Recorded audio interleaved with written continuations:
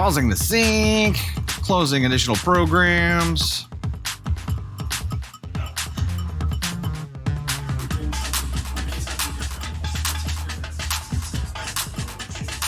Okay. Okay. A shitty story. I gotta turn that AC off or it's gonna cause a buzz. What's up, everybody? Hello and welcome. Running a wee bit behind getting everything started here. Hello. Gemma, Mama Gov. Candy, thanks for the share there, Bug Daddies. Hello. Gemma with the share. Sarah Ann Cordova with the first share. Didn't even see it there. It was hiding. Thank you. Kayla, hello. Prep Girl, Mama Gov with the share. Shayna, staying inside. LOL, live in Florida. Yeah, summer activity. Florida. Cannot do it now. Amberell Hickey. Hello there, Summer Sun. Sergeant Mac, what's up, brother? Good to see you. Another one with the share. Thanks so much, Toraya. Kayla with the share as well. Time Waster, hello. Heartsy Fartsy. Ellen, good to see you there. We got our things scheduled, I saw. Heck yeah. Mama Gov, Time Waster with the shares there as well. Thanks so much. Jenna, favorite summer activity, hanging out in your cool basement. Oh, it's trolled on. Games, reading, watching TV, yeah. Going the cool route, I'm all for. All for it. Love swimming to the beat of the Texas heat. There you go. There you go. Let me get this AC turned down real quick. All right. Oh, that message just came through, Shane. Our text message reminder just now went out. Hey, Lindsay, first TikTok live? Heck yeah. Yeah, the message went out a little bit late today, but we do have the replacement service we started on. We don't have it fully set up yet, so it was not from the new service yet today. Angel, starting this year, jeeping. Spend that summer jeeping. There you go. There you go. Hey, 1973, you allergic to the sun? I've known a couple people who are allergic to the sun. And what a terribly inconvenient thing to be allergic to, right? Sergeant Mac, beach or the pool? There you go. Donna, sorry. We've been buried. Our lives have been quite messy.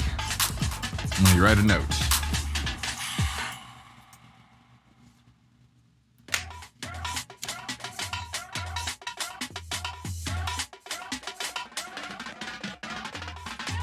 There we go. Got myself a note. Ellen B actually got in on a Wednesday live. Heck yeah. Brannigan going to Lake. Is it Havasu or Havasu?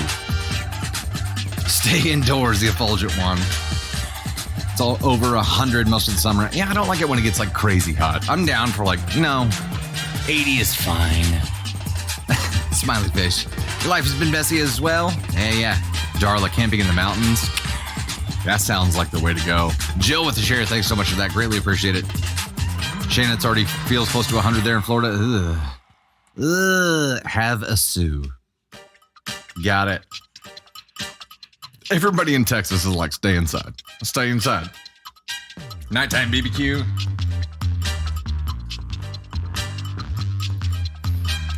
Hey, is it Siani? Siani Hens. Over there in England. Thanks for the love. Great to see you. Candy Matey with the shares there as well. Thanks so much for that. Greatly appreciate it. Those bug storms.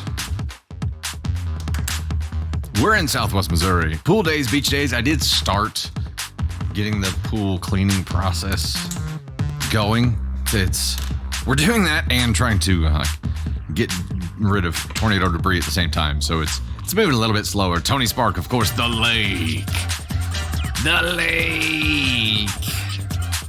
Matey K, Nona, Katisi with the shares there. Thanks so much. Very close. Pronounced Sharny. Sharny. Sharny. Oh, I wasn't close at all. Carol loved to swim all summer. Gemma, our anniversary was really good. We got to spend a little bit of time up in KC, just her and I. We pretty much just went and ate at Houlihan's and then went and shopped for a couple of hours and then drove back. That's about all we got to do. Oh, ice cream. We got some ice cream too. Yeah, we got some Froyo. Yeah, Candy Thunder got her cotton candy flavored Froyo. It was great. Taking cruises. There you go. Calgary Stampede. Cotton candy, anything? Yeah. It's like the one flavor that COVID hasn't destroyed for you. What'd you say? Okay. Love you too. Niecy eating ice cream. Angel's all about the Jeepin'. All about it. Dusty Franz? No. Lollies? No, I don't know a Dusty Franz. Dusty Franz. Stormborn 4th of July picnic. There you go. There you go. Of course, Tennessee is great. Heck yeah. Cotton Candy Bubblicious was the jam. That was the jam. Yeah. Heck, I know we've got a lot of we have a lot of imposters out there still, and a lot of not imposters, but accounts that are using our content, stealing our content. So yeah, we got a long list of people to report. A long old list. Literally anything outside. So far, in just like the past week, I've burned twice already. I burned, and then 2 days later, I burned on top of a burn. I'm like, what? That didn't used to happen. Now I burn a lot easier now. I don't know how that works. I didn't know with old age you burn easier. I didn't think it works like that.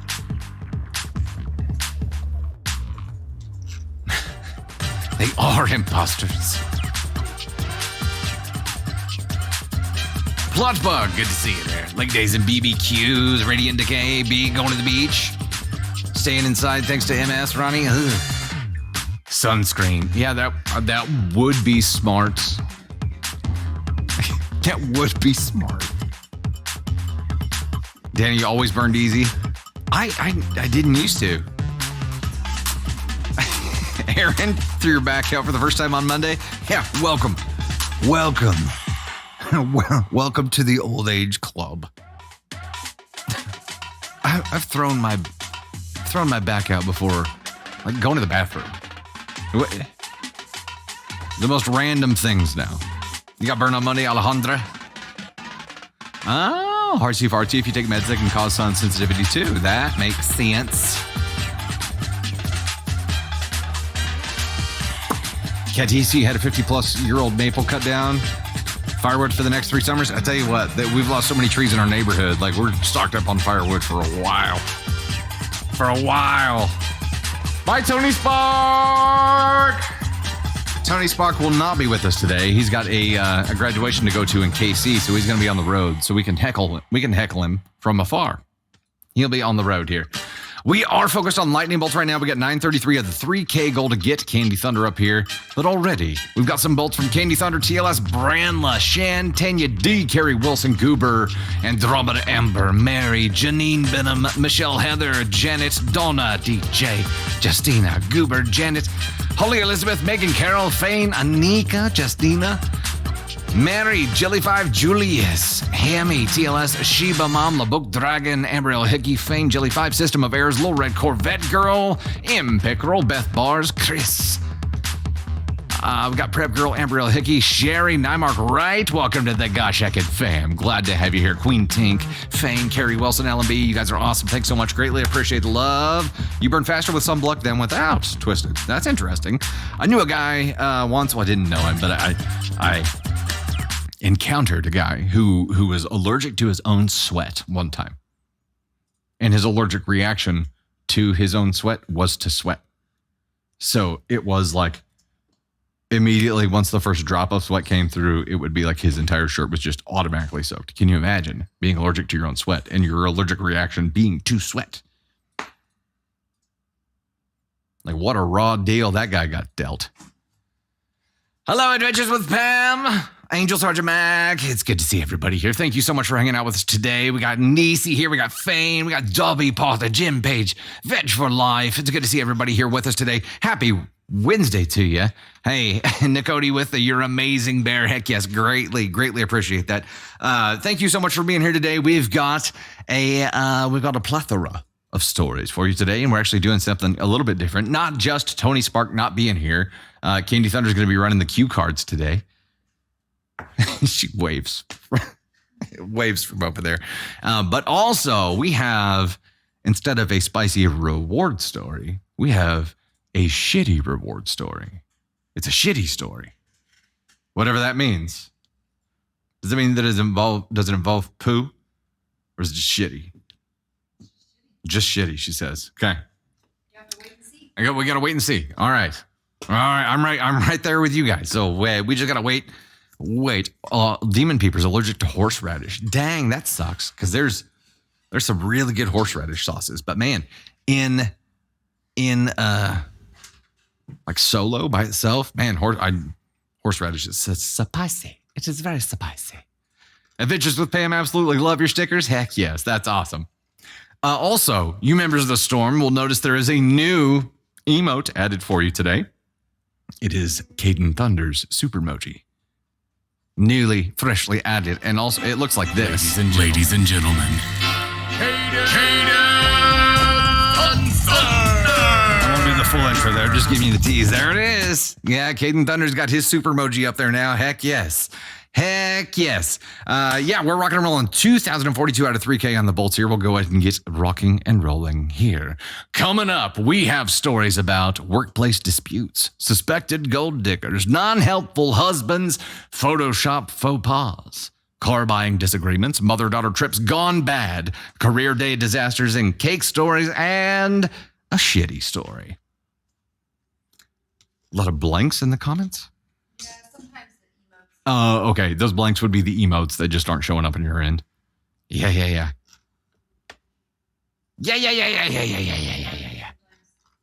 Very, very cool. Make sure you subscribe on the YouTube side for podcast and other great content. Just a reminder, in case you're not subscribed over there already, there's a lot more content that goes there than goes on the TikTok side. And we have a new episode of Thunder and Spark that's going to be dropping on Sunday. I finished the rough cut last night, and now Shane's adding all the graphics to it. Aaron Biederman sent a gifted sub over to Elise. Heck yes. Thank you, Aaron. And welcome to the Gosh Heck It fam, Elise. Hey, Overkill, Anna Hartman, Dylan Sprigg, Kelly Kell. Thanks so much, B, TLS, Branla, Julius, Catherine, Aaron Biederman, MJ Newcomb, Tony Spark, gifting on the road there, Catherine Slate, Miss Pamela L, Candy Thunder again, Donna, thank you guys so much, Allie, Elise, Anna Hartman. You guys are awesome. Greatly appreciate it. Matey K asking, is it better to subscribe here or YouTube? I think it's a personal preference. I think you get more content on the YouTube side. But you get more interaction on the TikTok side. So it's a matter of what you like more. Do you like more of the interaction, or do you like more content to chew on? Personal preference. Personal preference. The Piano Man audiobook is now available on Audible, and we're giving away audiobook download codes today on the Wheel of Thunder. In the VIP stream, which is going to follow the public stream, we will do a wheel spin for the top 10 gifters from today, plus 2 existing members of the Storm pulled from this date in history, and 2 new members of the Storm from today. That will be a great time. The weekly live calendar events are now posted in the VIP Facebook group. You can sign up for those and be reminded weekly through Facebook for the lives, which is great, especially while we're working on getting our SMS system replaced. Reminder to keep chat positive and respectful. Everybody is allowed to have their own opinion, and we don't all have to agree, but it costs absolutely nothing to be respectful. And a DFHB, which, if you're not familiar with it, is a decent fucking human being. No spoilers, please. Spoilers will be muted from the live. Just don't do it. Get out your brooms. Let's go. But first, a message to our gifters. Brandla85 in the lead on this one. TLS Journey, Catherine Slate, A.K. Mary, Overkill, Mill, Adventures with Pam, Anna Hartman, TF90, Fane 13, Dylan Sprigg, Julius, Candy Thunder. Can somebody give me a save on numbers 12 beyond, please?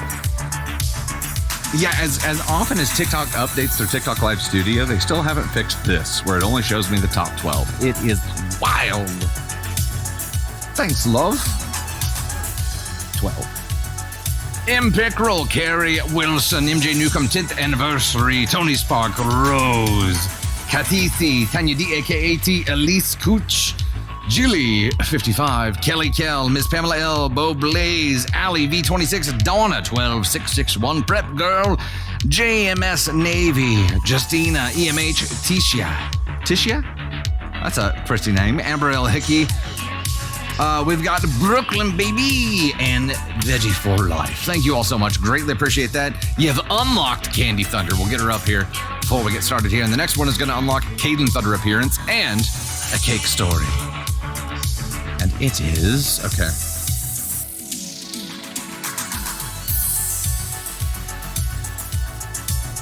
Stepping it up. Kaden Thunder. I see a lot of new members coming in over there. And cake story. There we go. We're going high bears. Let me pin that real quick if I can. They've changed this up. It's changed. There we go. And already Jilly, 55, and TLS Journey are on top of it with the high bears there. Also, new members of the fam. Angel sending out some gifted subs too. Quack in 1992, Chris Corbin, Ms. Burry, and Eliza Aline and Shayna. Shayna or Shanna, welcome to the Gosh Heckett fam. Glad to have you here. And now, I have music playing. Say that again, Loaf. Do you want to read the story and then do feedback, or do I just come out? I heard it. Let's just bring you up right now. Ladies and gentlemen, before we dive into our very first story, the one and only Kaden Thunder. Oh my God, it's Kaden Thunder. I heard It's my wife. Hi.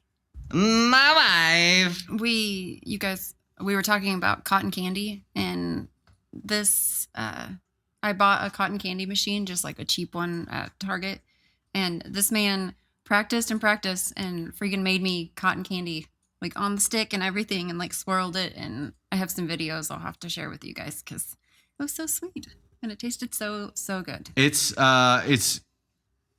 It's therapeutic. It's like oddly satisfying when you finally figure it out. And I boogered it up a few times before I figured it out, but I figured it out. We need to get that out probably this weekend. Mm-hmm. Navy, all the other kids like already know what cotton candy is, but Navy had never seen like cotton candy being made, and she was like terrified of actually eating it. Like she was so scared. She was like, no. She I'm not eating the insides of a stuffed animal. What's wrong with you? She just wanted to hold it up for other people to like eat off of the thing. And then she finally tried it and she was like, oh. I'm like, yeah. Yeah. Straight sugar, kid. Yeah. It was really it's good. Like crack for toddlers. Wait, Tony Spark, are you driving? Are you using your blinker?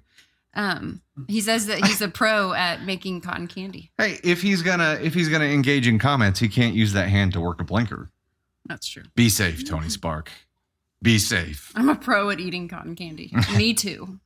Like when we used to go to the Royals game, it wasn't to watch the Royals play. It was to get the giant bag of cotton candy with like the 5 different flavors. And like they have the big bags of cotton candy in stores now, but it's just not the same because it's not fresh. Right. This is all the fresh It's not. cotton candy. The best kind is like when you get it fresh out of the thing, fresh out of the slammer. Sorry. Allison, our kids we've got 21, 2 15s, a 13, and a 3. Is that right? Did I get them all right? Mm-hmm. Holy crap. I don't even know my own age. I don't even know. What? Tony.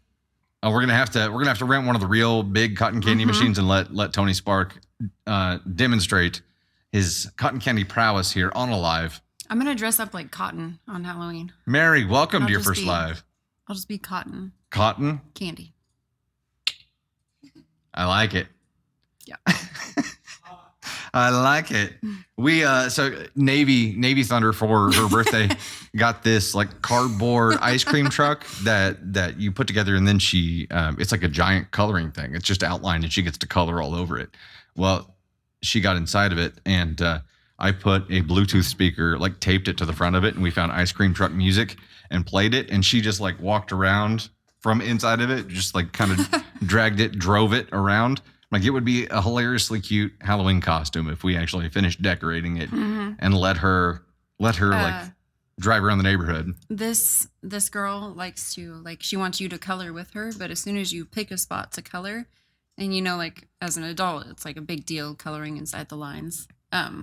Navy just wants to come where you're coloring and just go like this with the marker. And normally it's like black or brown, dark green, like something that does not go with what you're doing. Yeah. And my innerness is like, She freaking out.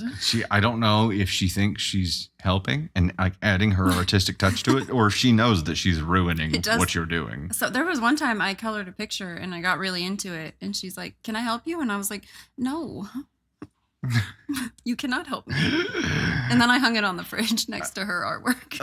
It was the bird. Yeah, she also uses markers, especially on that cotton candy, or not cotton candy, that the ice cream truck coloring thing.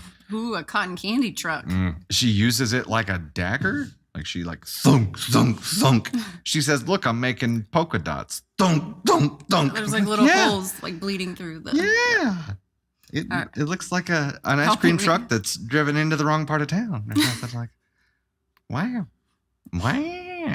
Yeah, it's very nice. Yep. We've got to record her saying, "Can I pet that dog?" Because that's one of the new isms that she has that's adorable. Yeah. Can I pet that dog? Also, she says that about our dogs. Like she can't pet them whenever she wants. But dot markers. I forgot about those. Did I tell them about asking to pet a dog? I don't know. Someone had not walked up to us, but near us, and it looked like they were approaching with their dog. And I asked if I could pet the dog, and she was like, "No." And I was like, "Okay."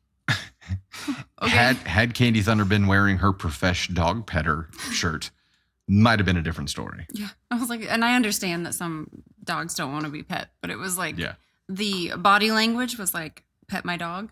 And then she was like, "No." And I was like, "Okay. And then I was like, "This is why I don't. This is why I don't talk to people." Yeah, the one time you reach out and you actually talk to somebody in public, it doesn't. It's very well. awkward. It was very awkward. Oh my gosh! Bye, guys. Kaden Thunder, thanks so much. Love. You can't do the air kiss. I gotta have the real thing sometimes. And today is that day, by God. All right, we are at 380 at 2K on our high bears right now to get Kaden Thunder and a cake story unlocked. We're going to go ahead and dive in officially on our very first story here. Are you ready? Gotham is a 50-50 if you're over 4 foot tall and under 60. You know, Luna has a thing with things that are taller than her, but only if we're in the car. If we're in the car, she's riding in the car, we go past, if a semi pulls up next to us, she's like, "Oh shit, what is that?" Hides down on the floorboard. If you drive up like downtown and the buildings are taller than her, she's like, "Oh God. She's got some stuff. Okay, here we go. Very first story here. Hey there, it's Dusty Thunder with another Reddit story for you. This one comes from the Dusty Thunder subreddit and is titled, "Will I be the astronaut if I don't work at the office because of my stepdaughter? I, 33 female, have been married to my husband, 43 male, for 3 years now, together for 5 years. His daughter, 22 female, has hated me since day one. For context, I've never once tried to mother her, and I've only tried to be a supportive adult. In the beginning, I tried everything to extend an olive branch. I financed a car for her in my name, and I added her as an authorized user on my credit cards to help establish her credit after she turned 18. No matter what I did, there was always open hostility and blaming me for anything that went wrong in her life. She gets pulled over for a DUI. It's my fault because I must have called the cops on her and told them. She loses something. It's my fault because I must have stolen it from her. The examples are endless. It got to the point where she told my husband that he had to choose between us. And when my husband stood by my side, she didn't attend our wedding and had no contact with us for a year and a half. She resumed contact when she wanted his help, but it was always with the caveat that I was not around. She throws fits whenever I am involved, even if it's as simple as we invite her to dinner. She's always asking for money since resuming contact, since she refuses to hold a job. He ended up paying for her rent, gas, groceries, and fund money for over a year. Well, he finally cut her off financially and only gave her the opportunity to earn money by cleaning our office. He started the business and I worked with him.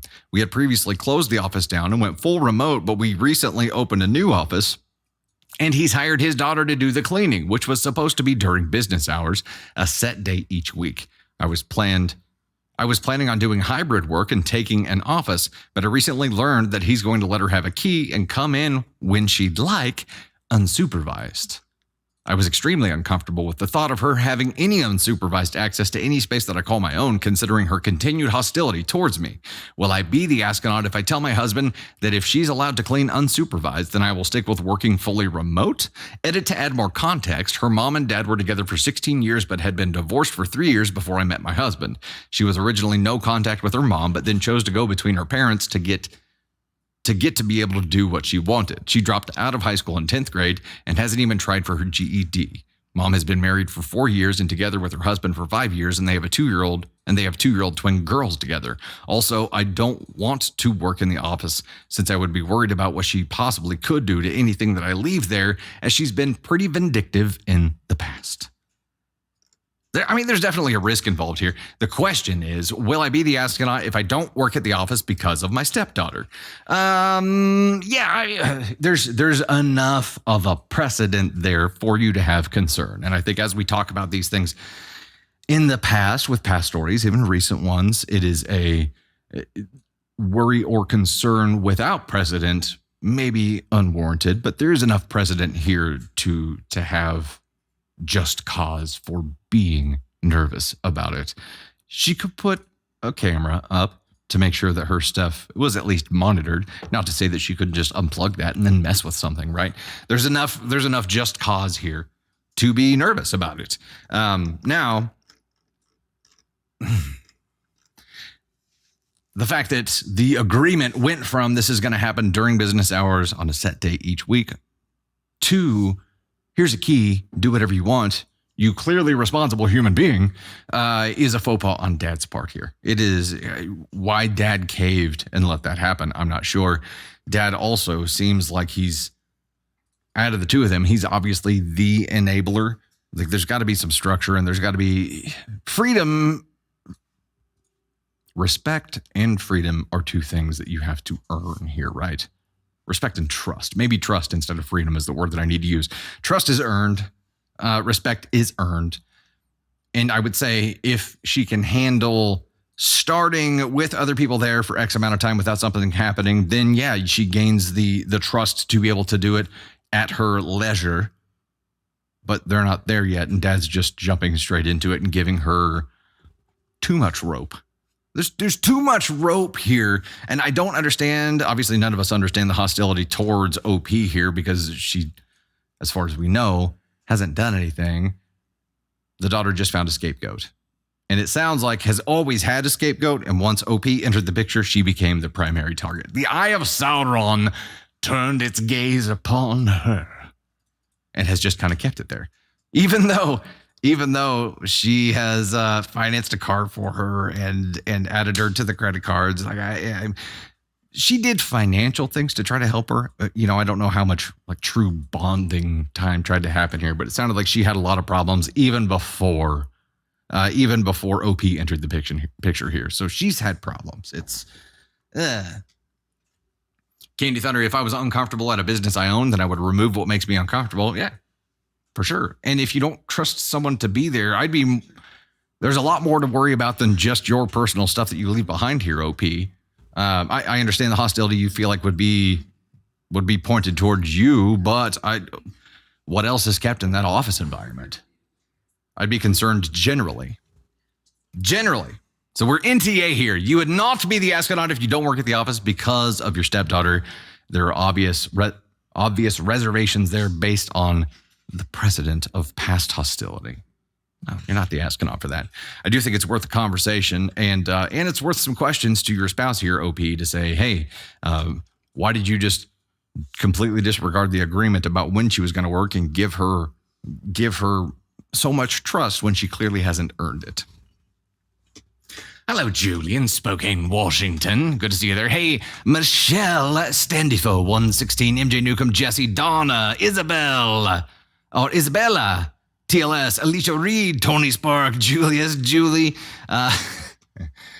Mia Shelton, Aaron Biederman, Mia again there, Adventures with Pam, Aaron, United States of America, Mary with the High Bears, Allie, Julie with the High Bears too, Gracefully Jones, Drea, Daniela, Mia again there, Julius, Gracefully Jones, Zoe, welcome to the Gosh Hackett fam. Glad to have you here. We're moving right along. We're at 900 to 2K on the High Bears.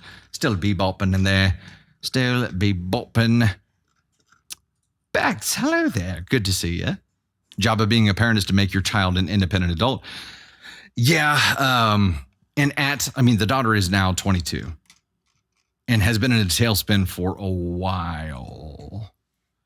OP has been with a spouse for 5 years. And that whole time, even before then, so 5 years would have been 17 for her, but she dropped out at probably a year or two before that, 10th grade. Yeah, a couple years before that. So she's been in a tailspin for a long time here. And dad, adding her to a credit card and financing a car for her isn't teaching her to be an independent, responsible adult. Making her work to earn money, yeah, that's a good idea. Letting her do that in a completely fluid way that installs no kind of structure or lesson of dependability or consistency or... It's just a lot more lenience than the situation calls for. OP's spouse, aka dad. There needs to be a conversation there. Rach, an astronaut is what we call an asshole. It is, yeah. We use the ASCON scale. Let me bring that up real quick. Educational moment here. If this is the first time you're seeing it, the ASCON scale is how we rate how big of an asshole somebody is. How big an asshole are you? So we use this. It is based on the DEFCON scale for the U.S. military. So ASCON 1 is the worst, absolute worst.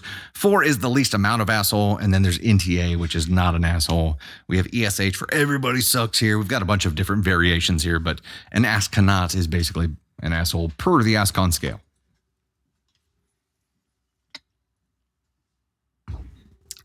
All righty, Jesse, Christy, Tila Smith, Candy Thunder, Anastasia Smith. Welcome to the Gosh Heck It fam. Glad to have you here. Bay Fox, Elizabeth, Drea, Amanda F, Shy, Mary, Jesse, Christy. Thank you all so much. Greatly appreciate it. Not the astronaut. Daughter-in-law is a bizzo.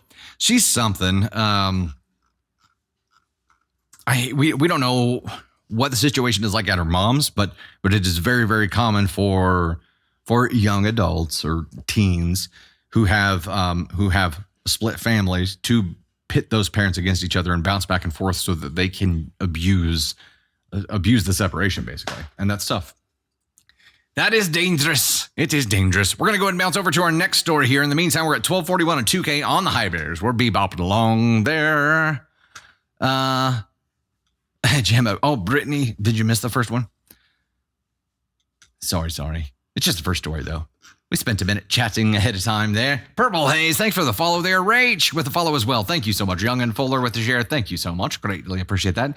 User 216, lots of other numbers with the share there as well. Thank you so much. Jane, Drea, Tila Smith with the Hundo High Bears. Heck yeah. Christina, Mo, thank you guys so much. Anastasia, thank you. Crazy Karen, not that Karen, with the follow. Thanks for that. Like the name. Misty and Double D with the follows as well. Tabby with the share. Thanks so much.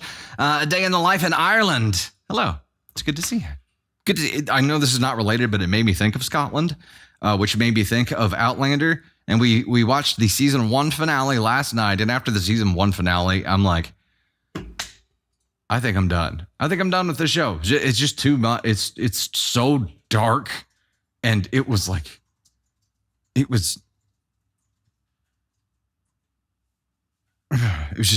dark. It was too dark.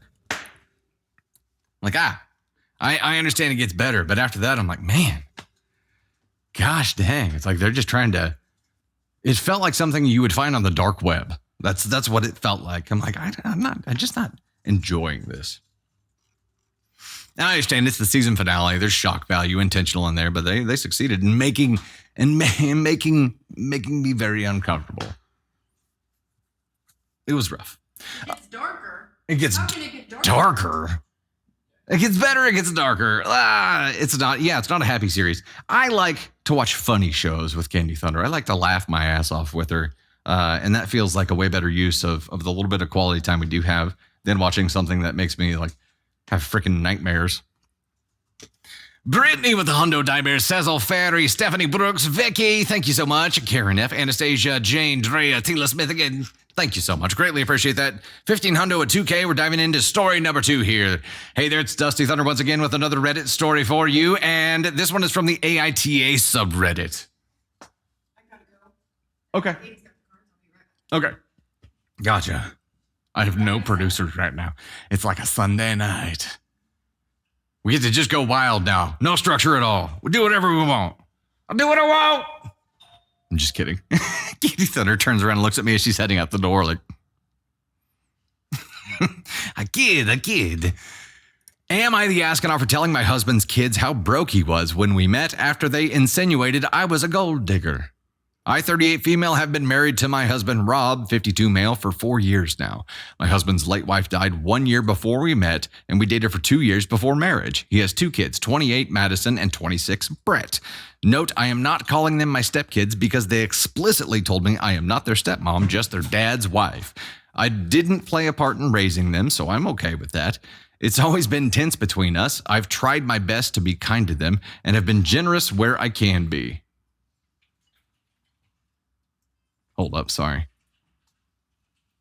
It looked like Kaden Thunder was getting some unwanted attention outside. Hey, Kaden Thunder? Yeah. Would you run out there and make sure she's okay?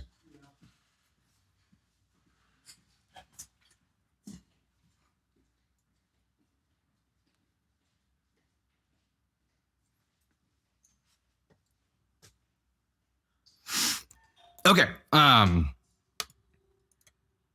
It's always been tense between us. I've tried my best to be kind to them and have been generous where I can be, but they are very cold with me. Being a child of divorce, I can partially relate to a parent moving on, so I try not to force anything. Madison recently got engaged and we are excited about it. Everyone was over recently and she asked about a wedding budget from us, and Rob told her he was able to contribute $10K. She has bigger hopes for her wedding than this, so she was upset and kept asking for more. I'm red flagging that. Rob, however, is still working hard on building his savings back up. Before his late wife died, he basically wiped out his cash savings, had to cash out his 401k, and even took a small mortgage on his house to cover medical costs, as well as life expenses since he had to cut back on working. Eventually, he had to drop that job for a more flexible but lower paying one. So this 10K is actually a really generous gift from him. Rob went to run an errand, and it was just me and his kids. Madison then asked me if I'm going to give any in addition to what her dad was giving. After making it explicitly clear that they want nothing to do with her, I told her we're a marital unit, and that's what we discussed together as a reasonable amount to contribute. She then said, I should have known. Obviously, you married an older man for what he had, not for what you could give. And more red flags. Kaden Thunder, thank you.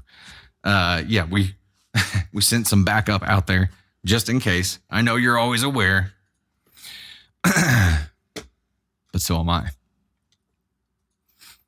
I knew she didn't like me, but this is the most flat out rude thing she has ever said. I kind of lost it and said, excuse me, what do you think? Who do you think has been paying the second mortgage your dad took out to pay his debts? The truth of the matter is I make more than her father by a large margin. I have no debt. I've been paying 70% of the household bills the whole time we've been married. The $10K we're giving her is available because I've been able to subsidize her father's living expenses for the last few years. I made it clear that not only am I not a gold digger, but I'm also literally wealthier than my older husband. She called me stuck up after this and stormed out. And then she called her dad later and said that I told her that I blamed her mother for being sick and for her not having a better wedding budget. What the fuck? What?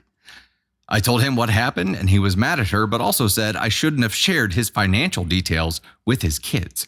Was I wrong? Oh yeah.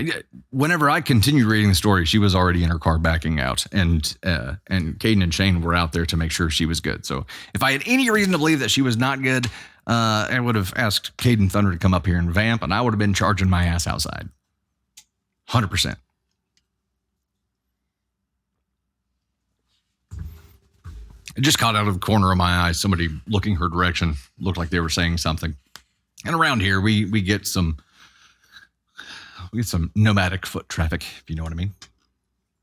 So the question here was, am I the astronaut for telling my husband's kids how broke he was when we met after they insinuated I was a gold digger?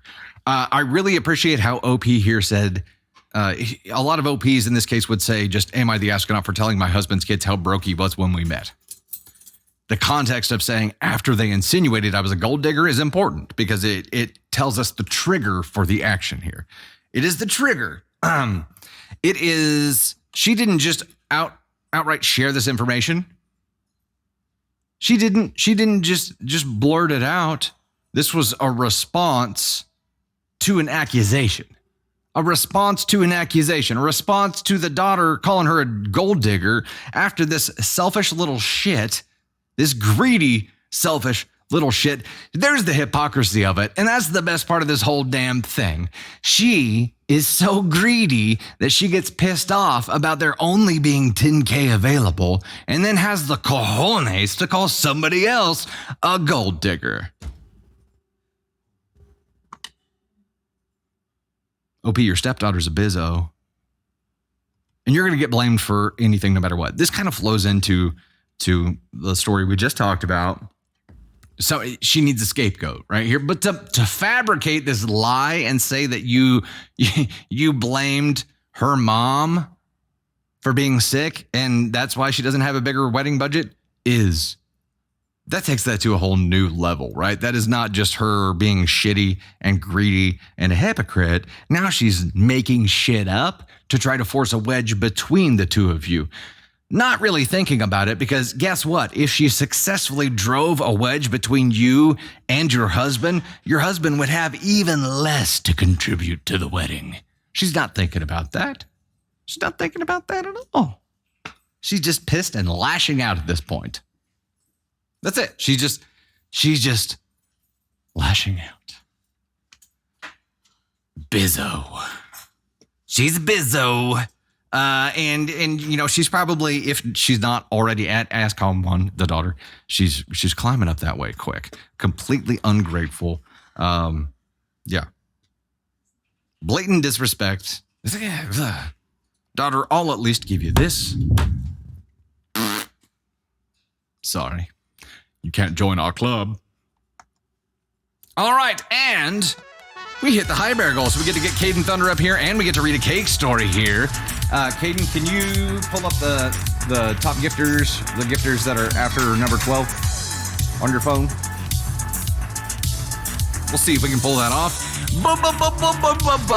Brittany in the number 1 spot here. Then TLS Journey Chef Tila, Julie McRory, a.k.a. Mary Julius. We've got Eanie B, Alicia Reed, Adventures with Pam, Bay Fox, Branla 85, Mia Shelton. While we're trying to get the gifters after number 12 pulled up here, let me catch up on some others. Effie with the friendship necklace, and A. Howarth, Vero and Dan Mungau, A. Howarth again there, Tristan, Dawn K, Gen X, Julia Marks. We've got Jess, Jessica Kearns, Brittany TLS, Onie. We've got Aaron Biederman, Anna Hansen, Karen F, Kimberly Murphy, LMB, Tony Spark, Vicky, Cecil Ferry. Thank you guys so much. Greatly appreciate the love there.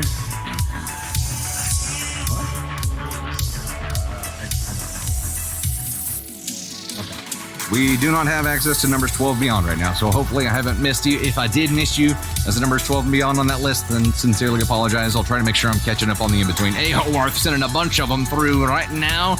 Effie M. Baum, Christina, Julie Sollers, and M. Brecker. Why so serious? The lightning bolt there as well. Thanks so much for that. Greatly appreciate it. We're going to get our next goal set up.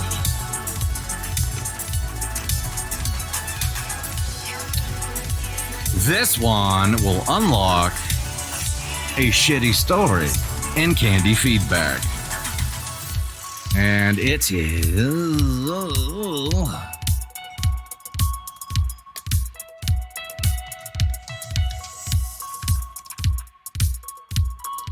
shitty story. Candy feedback. All right, we're going paper cranes, folks. Pin it. Did you get it pulled up, Katie? Okay, I'm not sure what's happening all around me right now.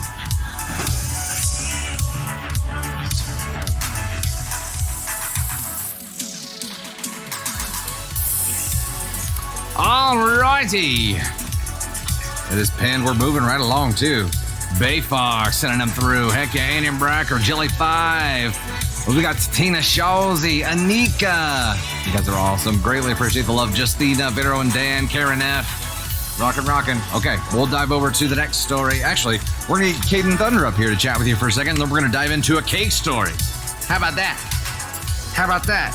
Now we get to show you the full new intro here. Here he goes. Ladies and gentlemen. Kaden Thunder!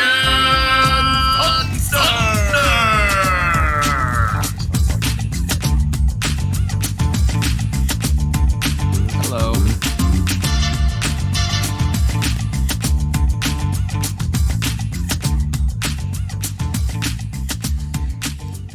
How's everybody doing?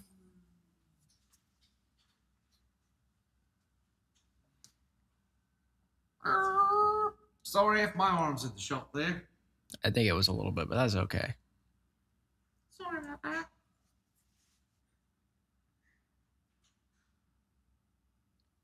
You gotta talk. I'm reading. Just stay in there. I'm reading. I don't know what to say. Oh man. I'm good. I'm tired. Allie, what you stressed about? Favorite Nirvana song? I've got a lot of favorite Nirvana songs. I don't know. I like Lithium. What's the next concert you're going to? You got one coming up, don't you? No. I don't know. You don't have a concert? I thought you had one coming up. What's the last one you went to? Oh, it was Foo Fighters. It was No, the last one I went you to. went to one after that? No, I went to one before that. I haven't gone to anything since Foo Fighters. Who was the one before that? Jesse Murph. I went to go see Jesse Murph. Yeah. I'm going to see Tate McRae this summer. If any of you listen to that. Where's she playing at? The amphitheater. The Amp? In Arkansas. Going to that. I'm going to try and go see Childish Gambino. Hey, He's going on tour, so.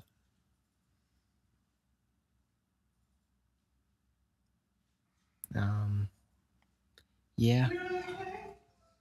How's the day going for y'all? It's very dreary. No, I'm not going to the Eras tour. I don't got money for that. I like Taylor Swift, but I'm not like that hardcore.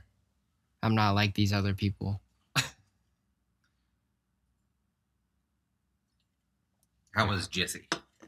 Oh, she was good. It was a great concert. It was like super, like it wasn't a very big like venue, so it was very like intimate concert. It was super cool. Who sings Stained and... Let me scroll up here, dude. Why won't We're trying to look at all the comments here. it won't let me scroll at all? It won't let me do anything. What is happening? Well, Huh, okay. Ann had a question there. Besides, we're band concerts and fun money, what do you spend your fun money on? What do you like to do? I don't have very much fun money. I like to get myself food and sleep. You game sometimes. I play games, yeah. But yeah. I'm very, very tired today. So it's a very dreary day here in Missouri. It's very gray and cloudy and rainy off and on.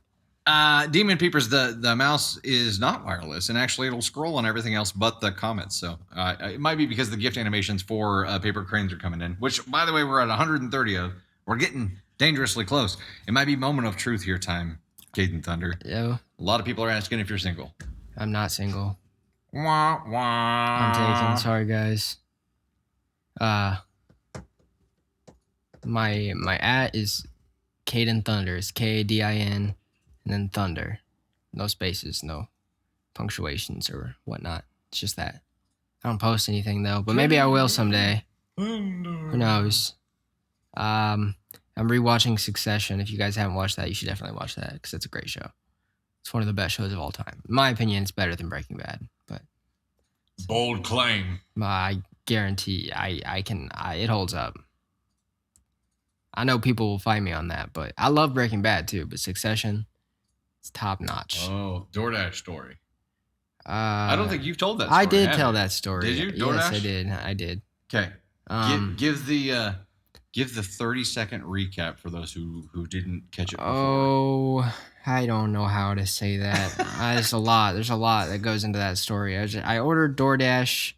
It was super late. The lady that showed up was an older woman. She She didn't know where the building was. We have a big building and it says storm on the front. So she couldn't figure out where that was. Then she pulled up. It was like an hour and a half late at this point. And she texted me and told me that I would need to open the car door and grab the food myself, which I don't think you're really supposed to do. I don't think they're allowed to tell you to get in their car and grab the food. I opened the door and trash fell out, and she had a dog that was inside the car with her barking, and the car was just full of trash like it was a dumpster. And I mean, you do you do you, but you don't do you on my food. So I grabbed the food.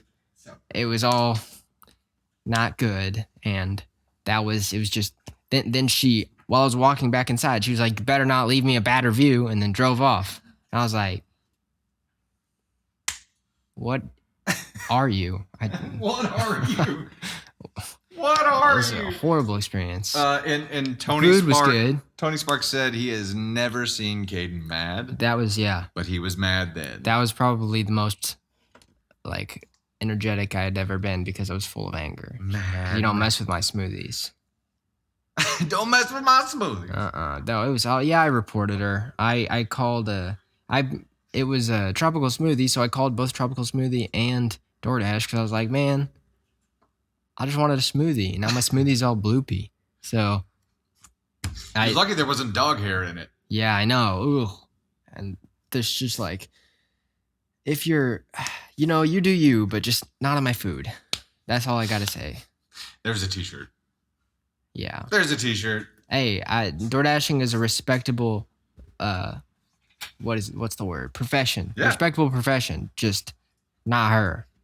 She didn't need to be doing it. It's like No. she wasn't taking it seriously, and I think that's I the don't problem. think I just think she like was, I don't even know. If she lives, I don't know. I don't know. Well, you do you, just not on my food. That's all I gotta say. That's Theme all I of the gotta day. say. End of the day, Theme of the day. just don't mess with my smoothies. There you go. Kaden Thunder, ladies and gentlemen. You do you, just not on his food. That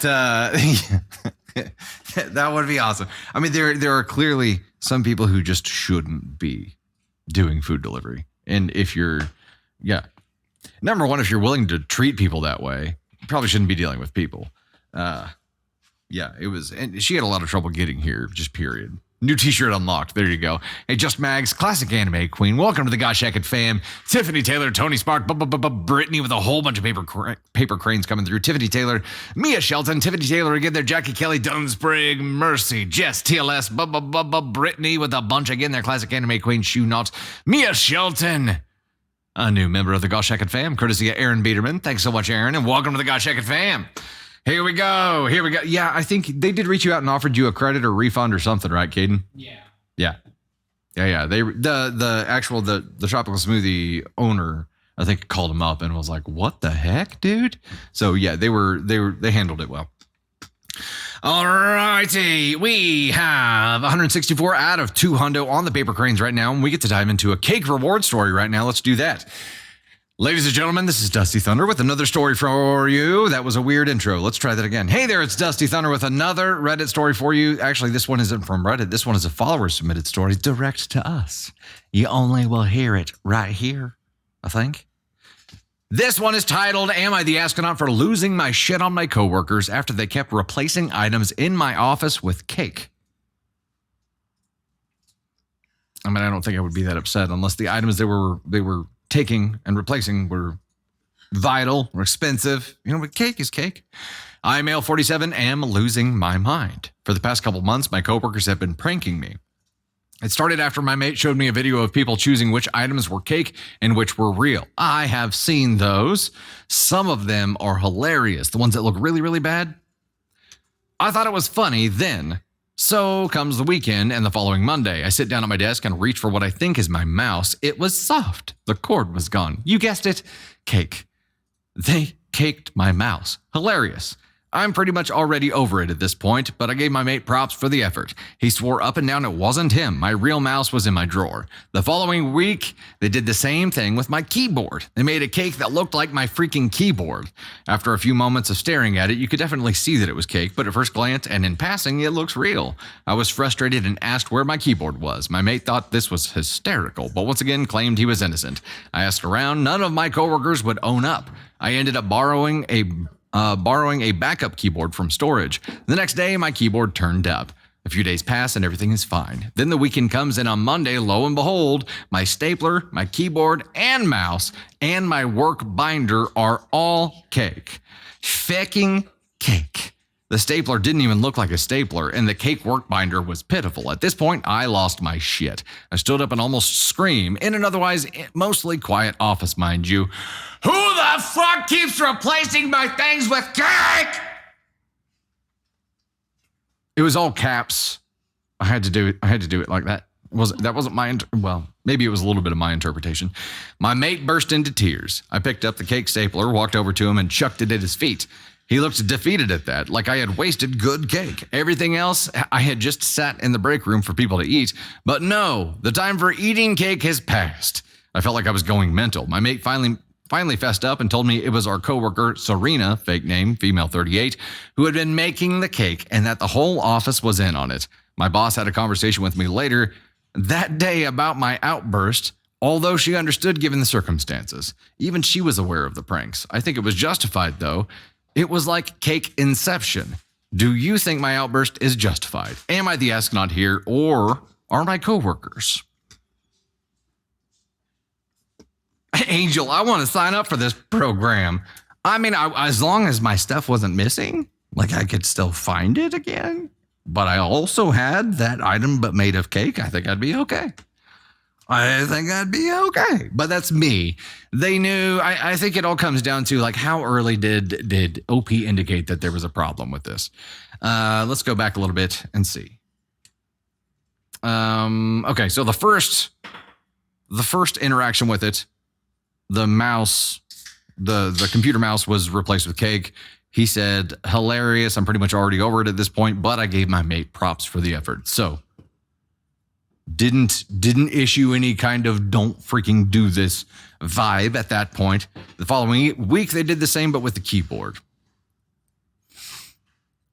OP was frustrated. Okay, at that point. So the second time it happened, frustration was issued, and it should have stopped at that point. And then a few days pass, and then, okay, it was right after the one time where frustration was issued that they went all out, and that's when OP lost his shit.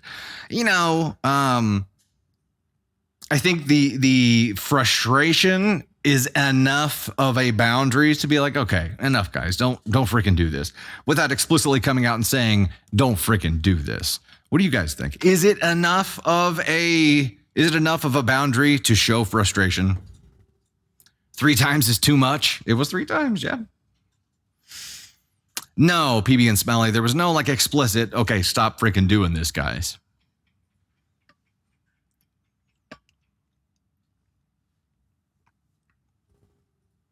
Brissa, I don't know what kind of workplace that is and what kind of work they should consider too. Oh, yeah. You read the room.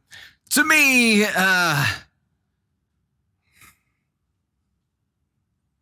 I've seen a lot of comments about if the person being pranked isn't laughing, it's not funny. And that's the first time, you know, he thought it was at least funny enough and gave his mate props. Second time, it wasn't funny anymore, and he was visibly frustrated. So I think at that point, it is okay. It's not funny anymore. Don't keep pushing. Obviously, don't keep pushing. But they tried to go back to the funny well too many times. It was like a Will Ferrell movie streak. You know, at some point, it's just too much of the same thing. And that's what they did. They crossed a boundary. I think his issuance of frustration without explicitly speaking up, he shouldn't have to explicitly speak up. It's a workplace, number one, and he was frustrated the second time it happened, which should be enough to prevent this from happening further. So they should definitely not have done what they did. But the question is, am I the astronaut for losing my shit on my coworkers after they kept replacing items in my office with cake? I'm going NTA. I'm going NTA here. because he was frustrated the second time, they should have known not to do it again. And instead of backing off, they did it more. They tripled down on what they were doing by doing 3 items in that third pass here. So they tripled down. At that point, it's like, okay, if they're tripling down, his reaction is tripling down too. So he goes from frustration to losing his shit. And I think the escalation was mirrored, in my opinion here. None of this should have happened in a workplace in the first place, but It would happen here. Angel says, everybody sucks here throwing things at people isn't okay. I don't think he threw anything at anybody. I think he said he tossed it at his feet. Let me look though. Because if he tossed it at his feet, that I take to mean as like threw it at the ground in front of his feet. Normally tossing something at their feet is like down toward their feet, not throwing it at someone. Chucked it at his feet. It could be thrown at. Could be. I'm gonna stick to my NTA though. Yeah, what about the boss? The boss being in on it and letting the third one happen shouldn't have happened either. I think that the entire office sucks for taking it the third time. And whoever was the main instigator was like, no, it'll be fine. Let's do it. Come on, guys. We need to do it again. But this time, triple down. They're probably the ultimate asshole here. Did who get in trouble? No. Yeah, the boss allowing all this to happen is... Kate, you're allowed to register frustration, but maybe not scream the F word. Maybe it was an overreaction. But again, I think the escalation was mirrored here. They escalated by tripling down, and he kind of did too with his frustration. Brittany, Twinkle Sass, Mercy, Aaron Biederman throwing down on the paper cranes. Aaron Biederman and Brittany, yeah. Heck yeah. Tony Spark, Reggie Rose, Jennifer Aaron, Julius, Shaz, Jarby. You guys are awesome. Oh, we got there. We got there in the paper cranes, which means we have unlocked the shitty story and Candy Thunder's feedback.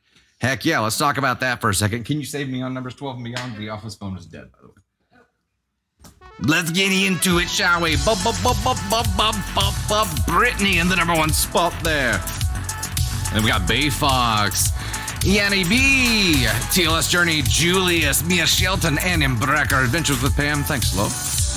Danny's Vero, 1959 Karen, Tony Spark, T, 90, Bramla 85, Darcy LC, EMH 34, Mercy the Hufflepuff, Anika, Jelly 55, Rose, Candy Thunder, Telly 21, Justina, I am Gen X Mama Bear, Andrea Hernandez, Mags Amazing, Dylan Sprague, Elise Cooch. Is it Cooch or Kutch? Kutsch. Kutch? Elise Kutch. Let me know. Jackie Kelly, Sarah Bella, Miss Pamela L. Syra? We went over this before. Saira was Sarah. You have to let me know on that one too. I've said it a million times, and now I'm like, wait a second. It's like when you say a word so many times that you look at it that one time, and you're like, oh, hold on. What is this word? H. Molero, Brisa Friars, Miss Pamela L., and Classic Anime Queen. Thank you all so much for that. The next one we're going to get going is going to unlock another cake story and confetti. We haven't done confetti in a hot minute. It's been a hot minute.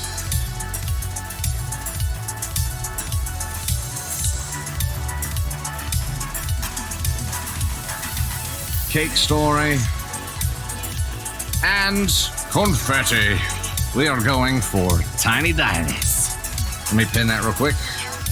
Pins. I got it pinned. You know what's better than cake? Pumpkin bread, Alaskan Lights. I almost look at pumpkin bread as a kind of cake, if it's done right. Because it's like so dense and moist. You know what? Starbucks pumpkin bread isn't bad. It's not bad. It's not bad.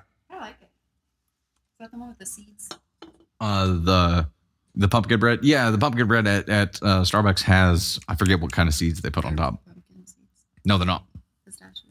No, no. Pistachio seeds?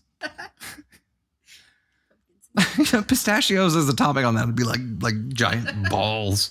They're just like sliced. crushed pistachio seeds. No, it is their pumpkin bread has a different kind of seed. What is it on there? I'm gonna have to look it up now. Nuts. They're not pumpkin seeds though. I don't think it is. Okay, I'm gonna have to look it up now. Y'all are clowning on me with this whole. Someone said it's pumpkin seeds. It's not pumpkin seeds. I gotta look it up I'm now. looking it up. I've got it. Pepita. Yeah, pepita. It's pepita seeds. It's not a real thing. That's not a real thing, Candy Thunder says. Oh, good timing here. We got to solve the puzzle for TikTok. There we go. Okay, so it's shitty story time. Candy Thunder is scheduled to give feedback on this. Are you good with that? Mm-hmm. Okay. All right, here we go. It's the same. Wait, pepita seeds are pumpkin seeds? Yes.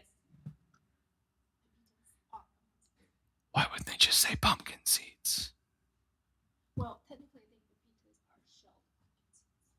think pepitas are shelled pumpkin seeds. Pepitas are shelled pumpkin seeds? So pumpkin seeds you can roast and eat the Hey, shell. Starbucks, quit trying to be fancy. I was right. Quit using words that are different than words that already exist for the same damn thing. Well, it's like Yeah, I learned something today too. Look at that. Thank you guys. You guys are always helping me learn and expand my vast knowledge. Not as bougie. Like we can't use. Yeah.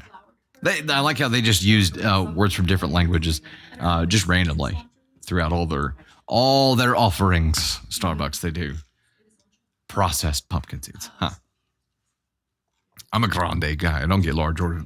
I don't get a large order venti. Can't do it. Yep, I did learn something today.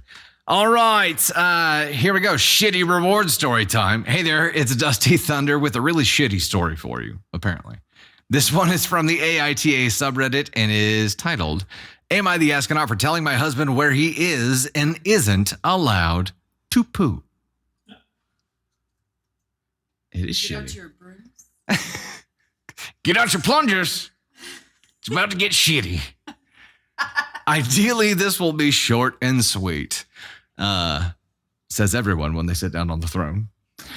My husband, 33 male, who will be referred to as Tyler, and I, 27 female, has been together nearly 8 years. We share a sizable home that has 5 bathrooms, each equipped with a functional toilet. A lot of toilets. Yes, that's a lot of thrones in one room. It's a Game of Thrones. Tell him where he can. Okay, yeah. In our master bedroom, there are 2 toilets, each having its own lockable door. Hold up. Master bedroom, 2 toilets in the master bath, each with its own lockable door. Primary bathroom. This is like your dream bougie bathroom to have a door that's locked off. So like I get kicked to the other side of the house That is right not now. true. It is very much true. There are 2 why I'm doors. You in have to have 2 doors shut between. Read the story. Okay, I'll read the story. One of those toilets is mine and only mine, and the other is strictly his. Tyler has had IBS for his entire life, and if any of you don't know, IBS, irritable bowel syndrome, is an intestinal disorder that causes pretty nasty poos. I'm talking like explosions that one may say destroy a toilet. This has never been a problem until we moved into this home. One of the bathrooms is located directly off the living room. We frequently have sitters come and go to care for our 3-year-old son, so that particular bathroom is used by them and whomever is over, a guest bathroom of sorts. I specifically asked Tyler only. Words are hard. Hey, you know what? I got on my 3rd or 4th story before I had to use the words are hard button. It's probably just because I didn't push the button, not because I didn't screw up. I specifically asked that Tyler only poo in his designated toilet in our master bathroom. I'm so tired of cleaning other toilets after his explosions. Tyler has never had to clean the toilets and never does. If I pester him, he would. It's not that he doesn't help with chores. He's very helpful in other regards, but he never cleans up right after his poos. When I go in there right after the toilets, TMI, is coated, splattered, and straight up nasty. He still frequently uses the toilet off the living room to poo, causing nasty stank and toilet destruction. I have to clean it constantly, and when I ask him to use his toilet to poo, he will say he doesn't want to argue or I'm looking to pick a fight. This has been an issue now for months with no resolve. I've brought this up multiple times. I want to know, am I the astronaut? Why can't he use his toilet for poos? I don't care if he pees downstairs. Edit below. Here we go. Here's the edit. To clarify, I'm not saying he has to use only his toilet. What I mean is, I obviously prefer that he uses his toilet, but he can use the toilet downstairs if he cleans up after himself, but he does not. He doesn't have to clean his own personal toilet after each use. When I ask him to clean up after he poos downstairs, he claims he doesn't know where the cleaner is, although it is very obviously next to the toilet. I'd like a clean toilet downstairs for guests to use as well here. Let's bring her up for some feedback here, ladies and gentlemen. Can we get some feedback? Kaden Thunder. Oh my God, 2 times in one stream. What have we done to deserve the dual presence of Kaden Thunder? I mean, I normally come on like twice. Ish.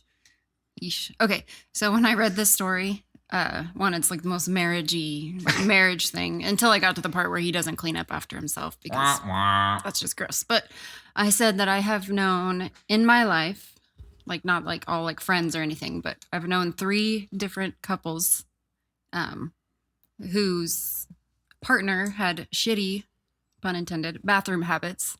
And those people are no longer married. All 3 of them have gotten divorced. And I know for a fact that all 3 of these people had terrible bathroom etiquette, like splatter, rollies, whatever you want to say. So I'm not saying a correlation, but I'm not saying there's not a correlation between the 2. Second order of business, like, clean the fucking toilet. If you're going to dirty it up, if you're going to leave shit everywhere, like you're just literally saying, you're looking at that and going, yeah, someone else will get that, even though that came out of my body. That is not your wife's job. Like, that is not your wife's job. You turn around, do whatever you have to do. You hunt down the cleaner and you clean a toilet. It's your shit. This man has the cleanest bathroom habits. And I know you're not surprised by this if you've seen his like beard upkeep video, but he has the cleanest bathroom habits. Y'all, that's because I don't poop. Oh, he poops. Yeah. Everybody poops. Everybody poops. I'm saying that this is enough to make you I would not want to be intimate with somebody who left a mess for me to clean up. If I'm constantly having to clean up your shit, you're going to walk into a dead bedroom because I don't want to be a part of it. Like you put me in the spot to be your mom, then we're no longer going to be married. And I feel like that's just facts because you can only clean up so much shit before you're done cleaning up shit, literally. Yeah. Here's my deal. I don't give a shitty fuck who you are.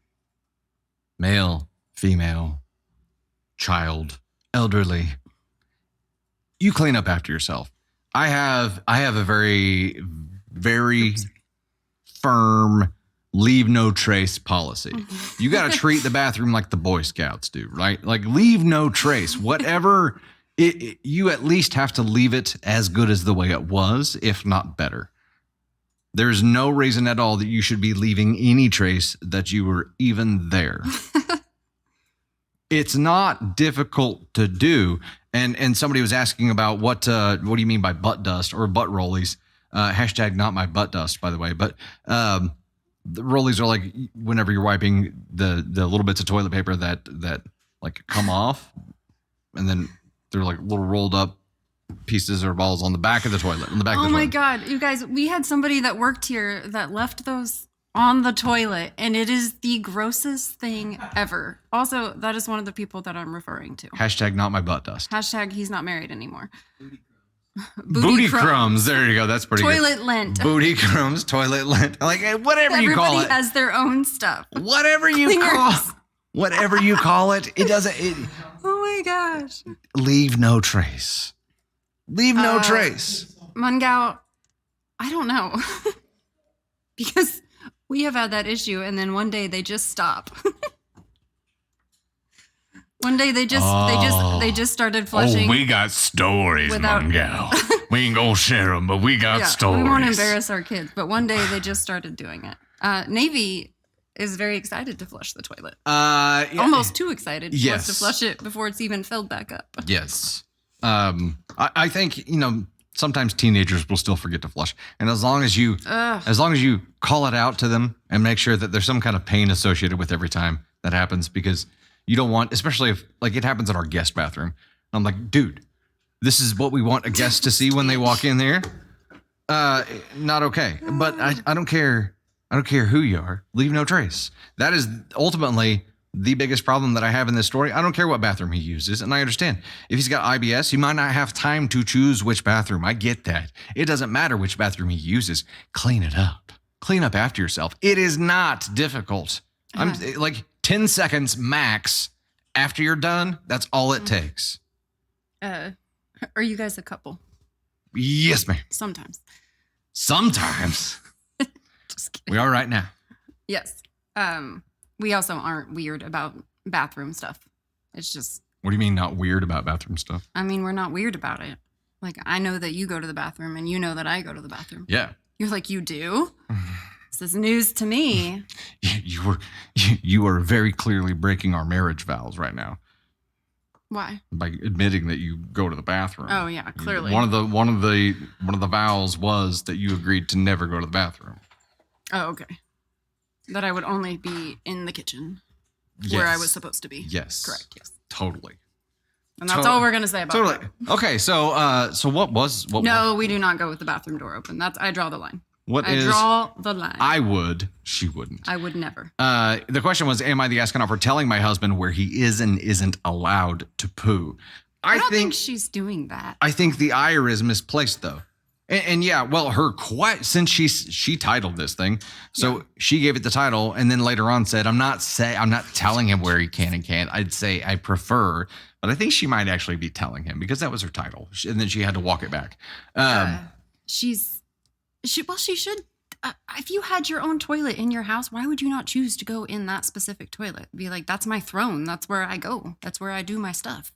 Like, wouldn't that be where you want to go? Like, aren't you comfortable in that toilet? But like many have pointed out here, if he has IBS, he may not have time. He may not have time to be able to make it there. So really, where is not the issue. It is what happens after that is the issue. Him not cleaning up. And I would say, how can you look at what you've done and be like, yeah, that's fine? How? I don't understand it. My brain cannot wrap around that. Like, if you've done something to make a mess, how can you look at it and just be like, yeah, my wife will get that? Because that's what he's saying, like in his mind, and I don't understand it. It's gross. Magic drop. She's not telling him he has to go in X place, but if he's not going to clean, he can't go Y. Yeah, and that's what she clarified later on, which again, going back to the whole like, titles are important thing, because the title is a little misleading here. She's NTA. I mean, the entire approach. Yeah.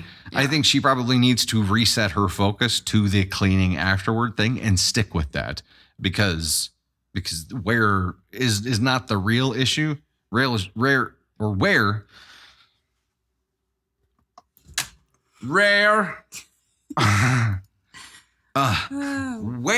not the issue. Where is a symptom of a different problem. I guess maybe let your guest use a different bathroom and be like, and leave a sign at the door that says, when my husband cleans this bathroom, it'll be available again. I don't know. I don't know. Like, what would you do if he refuses to clean it? Like, I couldn't just let it sit there dirty. Like, it would, I don't know. I'd clean it and contact an attorney. That's what I would do. I think if you stick to the clean it angle hard enough, he'll eventually figure it out. He will figure it out. And if you explain in vivid detail how big of a deal this is for you, I feel he's not getting the message right now. If you explain how big the cleaning is, right now he's thinking it's where, right? And you've mentioned cleaning, but it's like, I don't know where the cleaning stuff is. Right. Okay. So you can go through a little educational seminar on that and be like, here's where the cleaning stuff is. It never moves. Pain creates change. You cannot use that again, or print out the little instructional sheet for like right above the toilet paper or something and be like, here's how you clean up after you go poo. Like the sanitizing like wipes. They're not like flushable wipes, but like sanitizing like Clorox wipes on the back of the toilet in case like when we had an office upstairs, we only had one bathroom, so it was a much bigger deal. But now that we're down here, there's a men and women's, and you have to prove there's 2 women in the office, so we are very picky and choosy if we would let one of the guys go into our bathroom. You have to prove that you have good bathroom habits to go into the women's Leave no roster. trace. Yes. Leave no trace. Deja, you're at the dog park listening? That's awesome. Fight poo with blood. Whoa. Oh my God, I love you. Layla chose violence. I love it. There will be poo. Oh God. It's the new movie. Also, I didn't read that full statement before I read it out loud, so I'm apologizing to people who didn't want to hear that. That escalated quickly. It did escalate quickly. Well, That's funny. okay. That is funny. All right, we'll bounce to the next story here. Candy Thunder. Oh, love, and- love, love. We are door closed people. I just want to make sure that came across very clearly. I mean, she is. I prefer to go in the middle of the yard, hunched over a bucket. So Do you there's no spin- door. Do you spin in circles first? Do I spin in circles Like a first? dog? Yeah. Well, sometimes. Sometimes it takes a while to find the right spot. And then I make eye contact with you, and I'm like, I'm very vulnerable right now. Look at me. Don't leave me. Don't look at me. Look at me. Look directly at me. Don't look at me. No. Look directly. Look directly at me. Fucked it up. That was hard. Yeah, I did. I screwed it up real good. This entire stream has gone off the rails, ladies and gentlemen. Tony Spark, you see what happens when you leave on a Wednesday stream? We don't even know what's happening here. We have no idea. None. All right, we are at 1170, a 3K on the Tiny Dinies right now. Uh-oh, Candy Thunder's over there cackling. That's, Yeah, somebody said they would lock him in there until he cleaned it. yeah, that's a good idea. Lock him in there too. It's been 3 stinking days. I trip over things 15. Thanks so much for the bolt there and the heart me. Girl loves her whiskey. Aaron, Mimi, Susan R.S., Brittany, Darcy, Janice 2014, Stacy Lynn, Foxworth, Lily, Stacy Lynn again there. Thanks so much. Kat, Tony Sparks, Stacy Lynn with more gifts up there. We've got Heather, we've got Mungau, Flame McLeod, Catherine Slate, Julia, Sue Missy, Janice 2014, Kit Kat, A Flower, Tony Spark, Brittany, Vanessa Rivera, Pilo Sofia, Vanessa Rivera again there, Abs, TLS. You guys are awesome. Thank you so much. Jers, Effie, Rex in effect. Aaron, I trip over things again there. Thanks so much. Love the love. Greatly appreciate it. Google Queen Cat, I have a key on a wooden spoon and guests have to ask for it. There you go. It's like the gas stations with the outdoor entrance for the restrooms, which I have a funny story about one of those kind of gas stations and restrooms, but we'll save that for another time. Okay, we're going to bounce to the next story here. Huh? Is it the one that we told already? Huh? Yeah, I don't know who we've told it to, but we've... The Casey's? No. This was the one... Oh, by the casino. Yes. I don't think I've told that one yet. Okay, here we go. Hey there, it's Dusty Thunder again with yet another Reddit story for you. This one comes from the AITA subreddit and is titled, Am I the Astronaut for telling my friend it's not my problem she married a useless man? It's harsh. I, 32 female, am a single mother of 2 kids, 6 male and 5 male. 5 female. I am a single mother by choice. My kids are donor conceived. I am lucky enough to have a job, French teacher in a private school, and a paid off house, parents' life insurance, and inheritance. Before I had either of my kids, I made sure to have a year's living expenses saved. Then I would take a sabbatical to recover from birth, as well as bond with my kids. While on sabbatical, I still tutor some kids for some extra income. My friend, 34 female, just had a baby 2 months ago. She is the breadwinner in her household, and her husband has been unemployed since he was laid off during COVID. It was great to be pregnant at the same time, as well as having a friend with a newborn, but it has turned sour. She has been saying how jealous she is of me being able to take a whole year off from work, how she would have loved to not worry about losing their home, how she doesn't even have a couple $100s in her savings account, let alone a whole year's worth of living expenses. I usually ignore it or brush it off because I kind of can understand the stress she's under. Well, starting about 10 days ago, she started hinting at not being able to afford daycare, and any mention of her husband taking care of their kid is brushed off. Then she started remarking on how much free time I must have, which I deflected by saying truthfully that being a single mom to a baby and a small kid left me no free time actually. Then last night she came out with it and asked if I could do her a favor and watch her kid while she's at work. I was firm but polite, when I said that I couldn't, that I am not capable of watching 2 kids under 6 months. She started almost begging me, saying she couldn't afford daycare, and if she was not back at work, she would lose her job, and they would end up homeless. I again brought up her husband, and she said that he was not good with kids and isn't capable of taking care of her kid. I kept saying no, and she kept pushing it until it escalated to her calling me heartless, and me telling her that it's not my problem that she chose to have a kid with a useless man. Now she blocked me, and I am feeling very guilty about what I said, and I'm feeling like an asshole. The question was, am I the astronaut for telling my friend it's not my problem she married a useless man? This got very clear, like the title clarified itself at the very end of the story for me, because it all, the repeated problem here is that hubby is either unwilling or truly unable to watch their baby.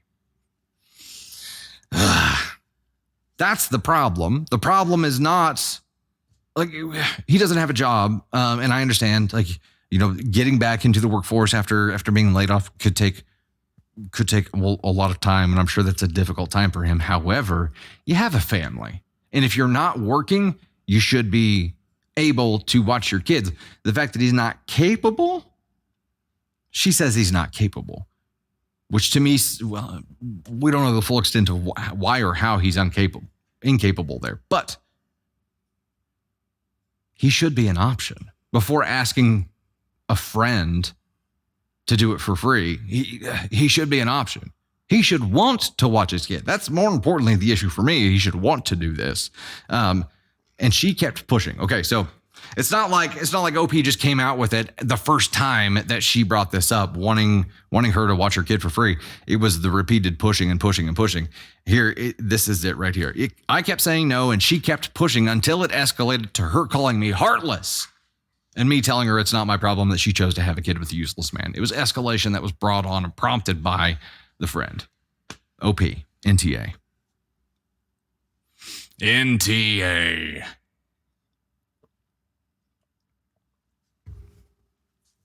Could have been said different. Maybe, but I think if they're close enough friends as it sounds like they are, the friend needs to experience enough pain with the realization of the statement that you are with someone who isn't even an option to you to watch your own child with this person. You're with someone who can't care for their own children. This is a problem, unless there's some kind of medical reason or psychological reason. Well, it's not possible. There could be a reason. It sure seems like that would have been noted here. So I'm assuming that's not an issue right now. If it is, yeah, explains a lot. But OP keeps bringing up the hubby, and the friend keeps deflecting it and just saying that he's not good with kids and isn't capable of taking care of her kid. Someone said from the comments. Weaponized incompetence. That's entirely, yeah. That's a likely, it's a likely scenario. This guy also doesn't know where the cleaning stuff is for the toilet. Just, he doesn't know. Dad, if you can't watch the kid, you need to be the one out there working. If not both of you, if you're both going to be working, that's a different option. But if you're not, then you, I feel like as a parent, have to be available to care for your own children. Elizabeth Bowman, yeah, the fact that she said her kid and not our kid, I thought that as well, but she kept saying, he isn't capable of taking care of her kid. That's OP's translation. I don't know. There's not a quotation mark around it, so I can't say that she said her kid. I'm NTA with her because I think the friend needed the shock to understand that how is your husband helping you right now? Why are you coming to me before coming to your husband? Whose child this is? That's his child. He has a responsibility to watch that child. I have a responsibility to my own child. You're willing to split my focus with 2 children rather than ask him to watch 1. That's messed up. Do you understand how messed up that is, friend?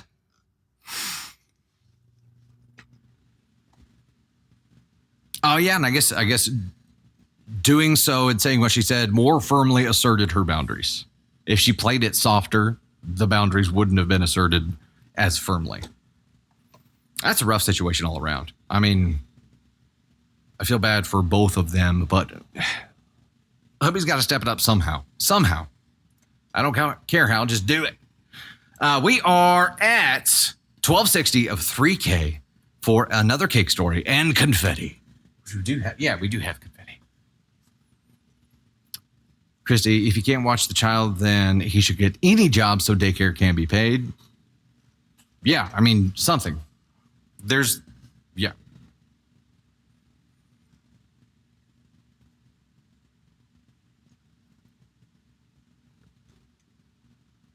The boss bitch, just to highlight your misfortune. Are you talking about OP's frame of view here?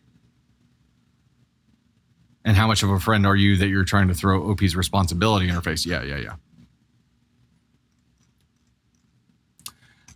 We've got I Trip Over Things, Aaron, Mama Bear, Drea, Tony Spark, Trinity Marie, Jazzy C, Mama Bear again there, Stacy, Lynn Foxworth, The Boss Bitch, TLS, Jenny Lee, Drea, Christine, Adrian. Thank you all so much. Greatly appreciate the love. We'll dive into the next story here. This one, I got to do my intro. I keep forgetting Candy Thunder. I'm sorry. Hey there, it's Dusty Thunder with yet another Reddit story for you. This one is from the AITA subreddit and is titled, Will I Be the Astronaut for Telling My Little Sister She Can't Remove Me from My Wedding Photo and Photoshop Herself into my place? The my wedding photo part of this really makes it a lot worse, doesn't it? My little sister, 28 female, is recently engaged. I, 30 female, got married about 6 years ago. I've since divorced and am engaged again. Our mom died 5 years ago, shortly after my wedding. At my wedding 6 years ago, the photographer took a photo of my mom fastening a necklace around my neck. My little sister has told multiple people that when she gets married, she plans to hire someone with graphic design skills to remove me from that photo and Photoshop herself in my place. So far, I've said nothing, but I've always felt hurt by that idea, and now that she is actually planning a wedding, I'm wondering if I should put my foot down. At the same time, I don't want to add to her pain either. Background on prioritizing her feelings, once leading up to this point, very shortly after our mom died, all of my sisters, including my older married sisters, expressed that they wanted our mom's engagement ring. As my little sister didn't get to have our mom at her wedding and the rest of us did get that experience, I urged my dad to hang on to our mom's engagement ring for our little sister for when she eventually were to get engaged. Ultimately, I was successful in advocating for her to inherit our mom's ring. Once engaged, she decided to reset the ring so that only part of it that remains is the central diamond. It is a completely different design now and is unrecognizable. We are all a bit miffed by that, but what's done is done. Next, we both wanted to use our mom's wedding dress in our upcoming weddings, but she plans to alter it beyond recognition as it was a long-sleeve A-line dress and she wants a strapless mermaid-style dress. I proposed that we each wear it, but not make significant alterations, but she brought up that I'm the only one who didn't get to have mom at her wedding, and I do feel for her, so I dropped my bid to wear the dress. Un momento. But at this point, I feel inclined to draw the line at removing me from my own photo with my mom. Yes, I did get to have my mom at my first wedding. I don't have her at my wedding to the person I'll be spending the rest of my life with, so I'm feeling some sadness there too. If someone is going to be photoshopping someone out of that picture, I feel like it should be me photoshopping my 24-year-old self for my 31-year-old self. She also has a ton of photos with our mom that she could use for this purpose instead, as well as photos from our mom's solo that no one would need to be removed from. Obviously, I can't force her to not do as she pleases with the photo, but will I be the astronaut if I tell her I'm not okay with that and that she doesn't have my permission or blessing to remove me from my wedding photo with my mom? Edited to add, many people suggesting lawsuits, so I want to clarify that no, I would not sue over this. I love my sister and don't want to add to her grief. I'm only grappling with whether or not it's worth to ask her not to use my photo in this way. There is a little bit of an update here, but let's talk about it for a moment. Candy Thunder says, I don't think I would care if my sister photoshopped me out so she could have her own copy. Yeah, I think there's going to be... Yeah, I understand you would empathize for your sister and you would want her You would want her to have something. I think it's in here. It's the context of that same younger sister getting the benefit of the things that she had left behind to this point and not respecting them to the level that she thinks they should be respected to. So it's almost like I understand and I feel for you, but you've already abused this power, so I'm not going to let you employ it a third time. I agree. But I mean, what's the big deal? Who's going to have the picture? The sister? She's going to have it on her own stuff, and how it's not going to harm OP. No, I don't think the picture is too far. I think the picture is like, if I had that picture of myself, I would have no hesitation offering my sister. I would get it done for her if that's what she wanted. But I think she is taking it too far with the dress and the ring and the picture. I think you're right. She is abusing what she missed out on. But the picture to me is like really not that big of a deal. But that's just my opinion. Yeah, it's not that big of a deal to us. It is to OP, obviously. And you're not an asshole for feeling how you're feeling. I don't think you can be. It's what you do with those, right? So at this point, I think it is a matter of you just basically saying, am I going to be an asshole if and when I explain how I feel to my younger sister? I think if you explain how you feel to your younger sister, you are absolutely not the asshole for doing that. I think you're not asking her not to do it. You're just telling her how you feel about it. And I think that's perfectly fine and understandable. And hopefully she respects that. She might counter with telling you how she feels, and then it's a stalemate. And then she probably does it anyway and knows that you disapprove and doesn't really care. Given the previous behavior, I would expect that to be a highly possible route. So as long as you're prepared for what happens from there and it's not going to destroy your soul, cool. Tell her how you feel. At least let her understand, hopefully, more so the gravity of the situation. Because right now it doesn't seem like she understands the gravity of any of the situations with the previous articles. Yeah, darling, the original is not going to be hurt with a digital change. It's going to be a duplication. The original will still be there. It's not going to do any harm to OP. It's just like a third insult to her. I think that's what it feels like. A third insult to something that is a keepsake from their mom. Allison, yeah, the change to the ring and the dress, I think, is what set the tone for OP having the problem with this. And at this point, it's just you wanting to explain your feelings. Go ahead. I mean, you have already acknowledged that you can't control her, and she may still go through with it, but you can tell her it's a big deal to you, and you understand it may not be to her. It's not to us. It wouldn't be a big deal to us, but you're allowed to feel how you feel. All right, let's dive into the update here. Update. I pulled from the thoughtful suggestions on this thread and called my little sister this afternoon and asked if we could talk about her plans with the photo. I asked, instead of switching us out of my wedding photo, if she would be open to instead her and I recreating that image at her wedding, then editing our mom into that photo in my place. I shared a little about how I feel, that incorporating our mom into her wedding day is something I fully support and understand, but that seeing myself removed from that moment with my mom at my wedding and from that hotel room where my dog, who has also since passed, is looking on in the background of the photo would be painful to look at. She said she hadn't thought about that and that she loves the idea of adding mom into a photo on her wedding day instead of putting herself in my place in that photo from mine. So thank you to those who suggested that. It accomplishes her goal but seems to feel better to us both. Plus, I'm the same height as our mom while she's a bit taller, so using me as a stand-in for mom might be easier to work with as far as angles for the editor. That led to the general conversation of how we both want to find ways to honor our mom at her upcoming weddings, which led to the dress topic. She mentioned that she's been feeling torn about the dress because she wants to wear it because it was mom's but doesn't like the style. And with how costly such significant alterations will be, she's realized that a new dress would cost less.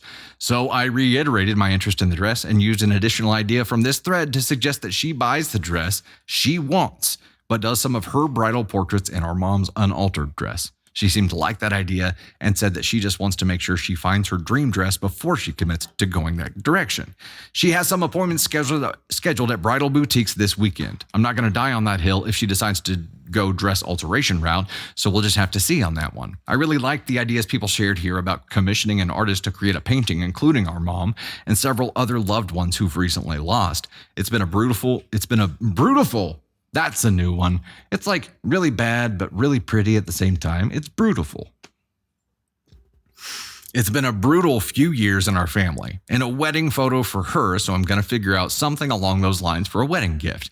Thank you to those who shared your perspective and ideas, which I wasn't expecting, in a compassionate way. It was very helpful. And to the people who commented just to shame me for getting remarried after a divorce, not so helpful. Hope your lives continue to be perfect, and you never know the struggle of trying to extract yourselves from a terrible situation. Oof. Wowza. Yeah, people are the worst. Wow. Okay.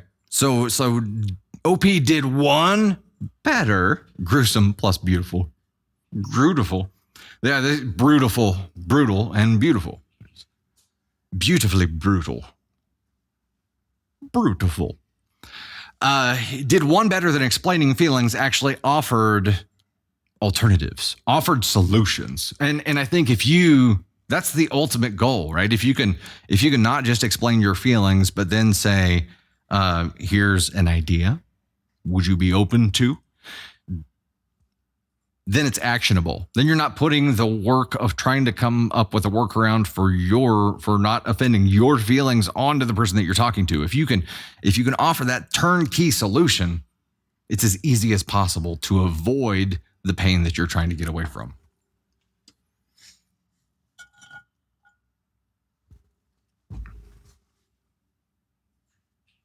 Yeah, the boss bitch, people shaming her for remarrying. They're out there. They're definitely out there.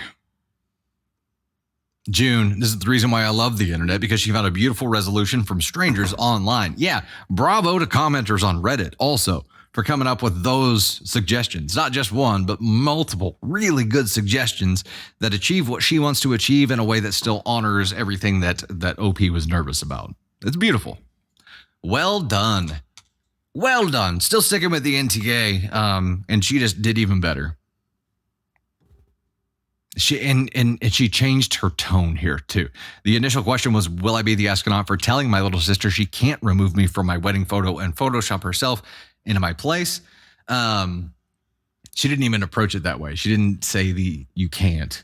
She said, here's how I feel. Here's an alternative. And that's so much better. Very mature, yes, very grown up. It's very much the opposite of the majority of the stories that we see how they're being dealt with between two people. Wild. That's crazy. Hey, we're at 1410 to 3K on the Tiny Diny goal right now. Elise, Kelly Kell, V2 Kakas. Hope I'm saying that right. And Horoxin, Heather Carpenter, Elise, and again there, Vix, Julius. We've got Sierra, Misty's Journey, Bay Fox, Vix, Jazzy C, Amber, Colorado, Native in Arizona. Candy Thunder, Anna Hartzman, Moon, LMB, Katie Crawford, Elise, Anise Moon. Thank you all so much. Greatly appreciate that. Ashy, all of your FYP is Reddit. Yeah, I can see how that would have. There are a lot of really good Reddit reader accounts. A shocking number. Shocking. Here's a trick question. Who's your favorite Reddit reader? Candy Thunder, get ready to block a lot of people. I'm just kidding. I kid. The government could be conducted via Reddit. Absolutely good. Absolutely good. Okay, we're going to dive into our next story here. We're halfway there on the goal. 1501 out of 3K on the Tiny Dinies. All right. Hey there, it's Dusty Thunder once again with another Reddit story. This one is from AITA and is titled, Will I Be the Astronaut If I Bought a Car My Wife Couldn't Drive? I need to buy a new car, and I would love to have a manual transmission. It's my one non-negotiable. I grew up driving a manual, and I miss it deeply. All of my cars have been inherited, so I've never had a say in my car's features or specs. This will be the first car that I purchased for myself. Finally, I'm a car guy. I enjoy driving, and I've always wanted a sporty car, but also have it fit my needs. My wife is 7 months pregnant and bought herself a new midsize SUV last year with her own money. She views cars as a way of getting from A to B with practical and comfort. Note, we have to park our cars back to front in our gravel driveway, with one car being in the garage. I will widen the driveway, which I can do in a weekend, so we can park our cars side by side. We have mostly separate finances, but have a joint CC and checking account, which we both contribute to monthly. The rest is our personal money that we keep in our personal bank account, including separate savings and separate investments. I'm paying the down payment and the monthly payments on the new car, so I feel the decision is mine, but happy to listen to my wife's thoughts, reciprocation from her car purchase. When I started the car buying process, I went with sport compacts, which are in my budget based on prior discussions. The car has to be a daily commuter for me, allowing me to take the kids to and from daycare and quick local trips. My wife thinks these cars are too small and cannot fit our needs with the baby and a potential second child.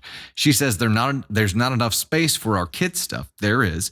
And the back seats won't fit 2 backward-facing car seats. They will. I've tried to show her my research, but she refused to watch the videos or read the articles that I've bookmarked.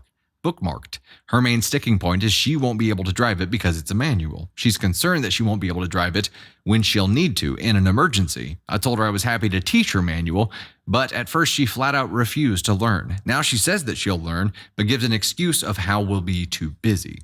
I said if it's that important she drives the car, her mom can stay for a weekend to watch the baby and we can take a day for her to learn. Again, she said she won't have time. Every time we discuss it, she accuses me of ignoring our family and that she needs to be able to drive the car. I say she's creating a false dichotomy, and the car that I want can fit our needs. I also argue that her car can be the big family car for trips or hauling, and my car can be for easy parking during city trips or sports events. Note, I do not drink, so I will always be able to drive. We've had many arguments over this. The most recent resulted in her giving me the cold shoulder for 2 days. I am at my wit's end and ready to buy without her blessing. Will I be the astronaut if I ignored my wife's objections and got the car that I wanted? Edit! I'm specifically looking at a Honda Civic SI.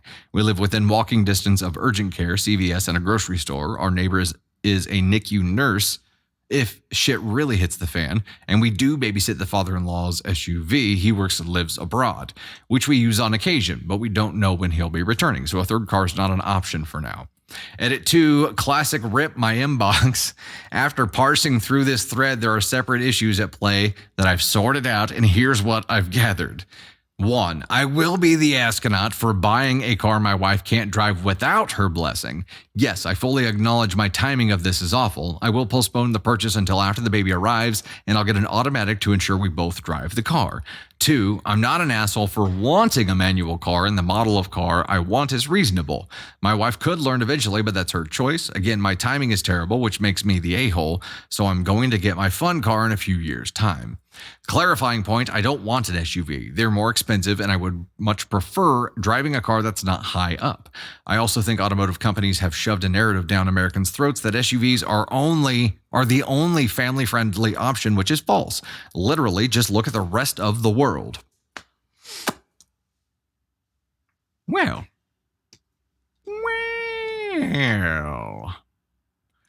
So the question was, will I be the astronaut if I bought a car my wife couldn't drive? You know what, Kaden Thunder? I know that you're not scheduled for feedback here, but I really want to hear your thoughts on this story. Would you mind coming up and talking with us for a moment?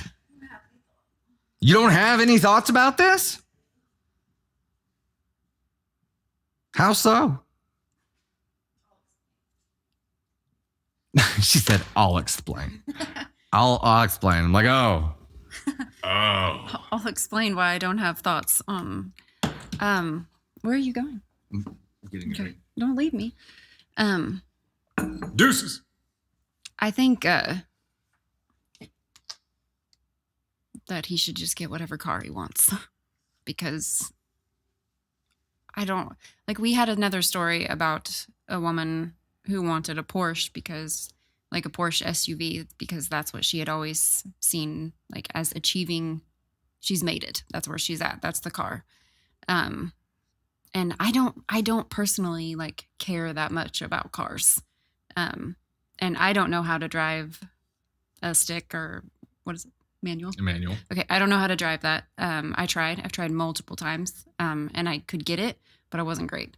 And he bought a manual because that's what he wanted. And we were trading in my car after we had gotten an SUV, and I just don't care. Like, I'm not going to drive it. I don't think there would ever be a point where you would take my car and leave me with that because you know that I couldn't drive it. So I think they would just have to make sure that that is what happens in this case. But I don't know that I care enough about what car I drive to like accurately give some kind of healthy feedback here. It's like, just do what you want to do. I don't know. Yeah, and I'm glad that you came up and shared that because it sparked some new thoughts for me. And I will say this: a car being a man. Are you slithering away now? No, I'll just wait right here. Oh, why? I don't know. Am I too? Do you want to get my cooties? What's going on here? Holy crap! She doesn't want to be near me, guys. I must think. I think. As long as the manual car that you're wanting is a family-friendly car and you can fit 2 kids in the back of that, as long as it's one of the 4-door Civics, you can do that. You've done your research to prove that this is a grocery getter as well. It's a Honda Civic Si. It's not a freaking Ferrari. It is not a Corvette. It is not something that is not a daily commuter kind of car. That was similar to my situation. It was a Subaru WRX, and it was a grocery getter. The back seats have tons of room. The trunk space has tons of room. It's a huge trunk. It is really a grocery getter. Like it is, yeah, it's sporty, but it is not without its practical functions here. Now, I will say it was a similar situation where yes, she can't drive a manual, so if she needed to drive the Subi, she couldn't. And I will say we went into this knowing that you couldn't drive it and just accepted that and thought it won't be an issue. There have been several times where like our car situation will get complicated or got complicated because I couldn't leave the manual behind. You know what I mean? If we had to pick it up from somewhere, or if we had to pick it up from somewhere, or if like I needed to transport more kids or use the SUV, leaving that manual behind wasn't an option. So I'd say you have to, OP, you're accepting some risk here as well because you know that you could find yourself in a position where this is a complication. So I would really try to make sure that you're proactively like getting her to agree to that training because it is not just. It's not enough to say that she could do it. She's got to be willing to do it for you to know that you at least have a solution to hedge against that risk later on. I will say that I don't think, and this is just me and my experience being pregnant, at 7 months pregnant, like I was like full baby blinders focus. I did not want to learn something new that I would need to remember for the rest of my life. Pregnancy brain is a very real thing.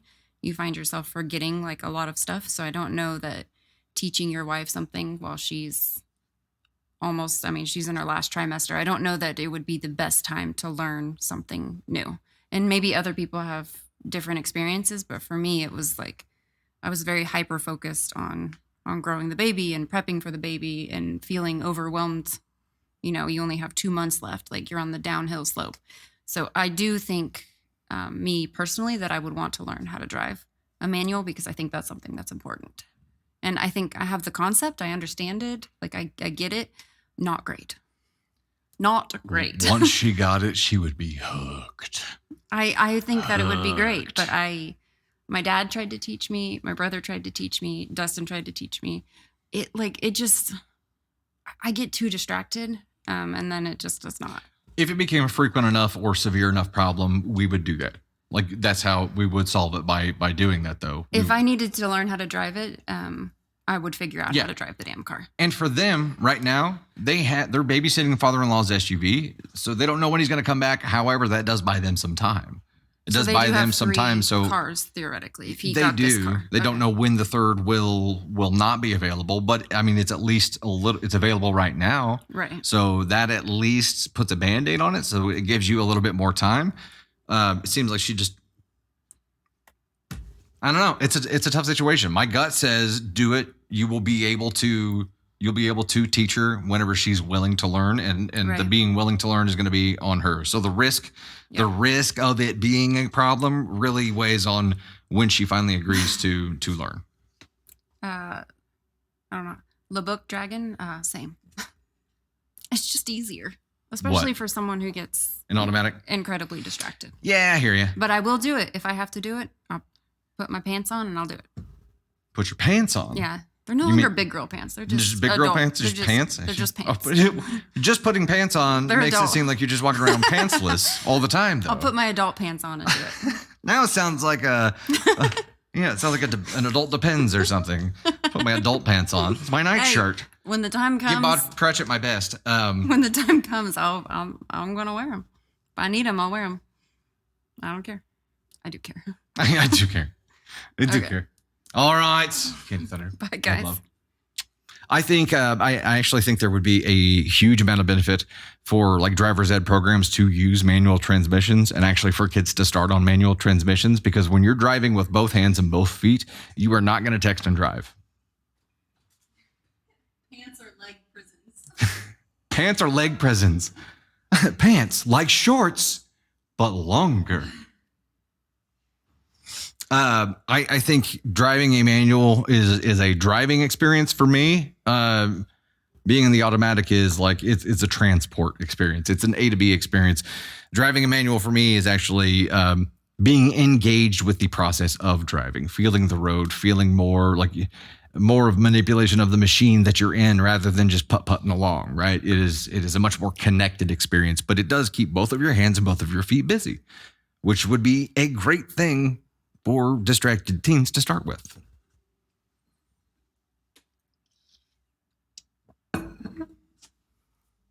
Coordination was hard. There you go. And you still got it. Leffy says, so my question is, if he had it before the baby, would he have to sell the car? It doesn't sound like it. I mean, unless she escalated her response to that. Right now, her response wouldn't be that. It's basically just being like, well, I won't be able to drive it until I decide I'm ready to learn how to drive it. Brazil's mostly manual. There you go. I mean, it is a great life skill to have. It does help in many other areas. Bonus points if you get a 6-speed. All right, we're at 1650 at 3K on the Tiny Dinies. We've kind of stalled out there. Do we want to reset it to something different? Candy Thunder, we want to re-engage the lightning bolts here since we're stalling out? Doing it. All right. And then we'll have one more story here. TLS Journey in the lead on that one. Brittany, Kathy Waltz, Julius, Winter Phoenix, Anise Moon, Bay Fox, Christine Glazer, Catherine Slate, The Boss Bitch, Susan R. Smart, Candy Thunder. We've got Shay Renee, Janice C, A.K. Mary, T-Hef90, Tony Spark, and Haraxen Mungao, EMH34, Outdoor Girl, Rose, Elise Cooch, Telly, Lady Arat. We got Sharon D. Newton. We got Mia Shelton, Twinkles Alaskan Lights, Anna Hartman, Jane Owens, Exile, Tinkerbell, Kelly Kell, Berlioz, Sarah Bella.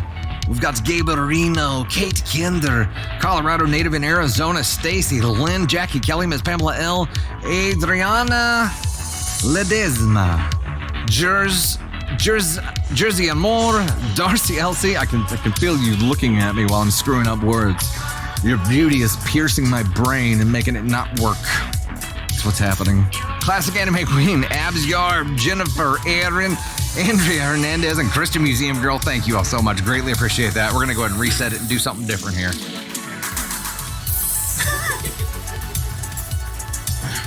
Funniest woman I know, Candy Thunder.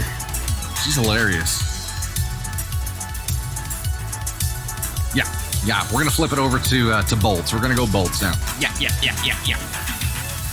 What is happening? Laggy. Your beauty is piercing my brain. It made sense at the time. I think it still does.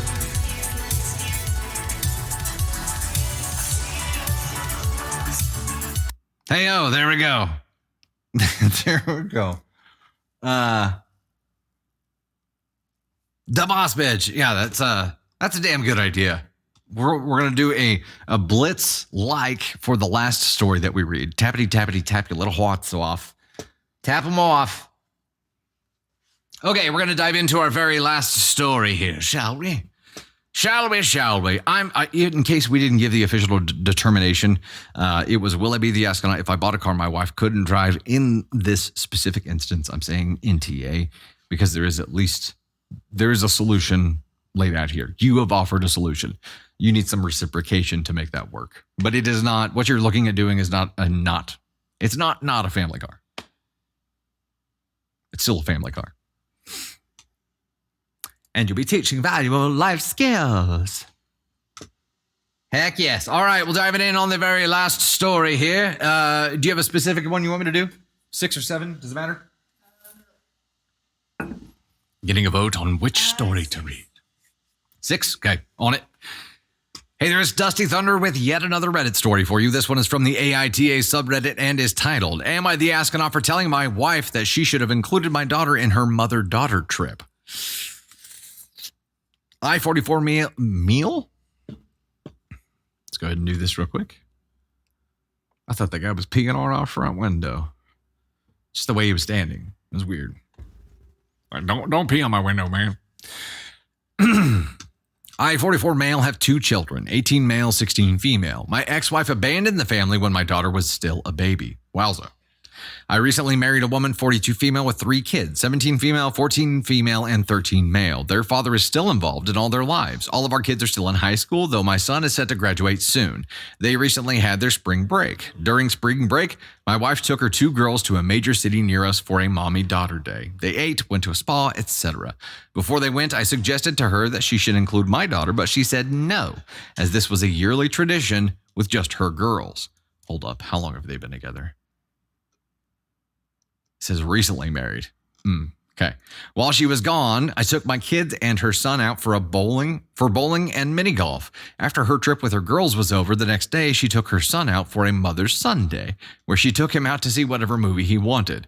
She and I have been arguing ever since about how she excluded my daughter from her mommy-daughter day. I think it was cruel. My daughter grew up without a mother, and I know it would have meant a lot to her to be included. But my wife says that she was just carrying on old traditions of spending time with just her girls, and then spending time with just her son, and that she'd be happy to start a new tradition with my daughter, but that it needed to be a different thing.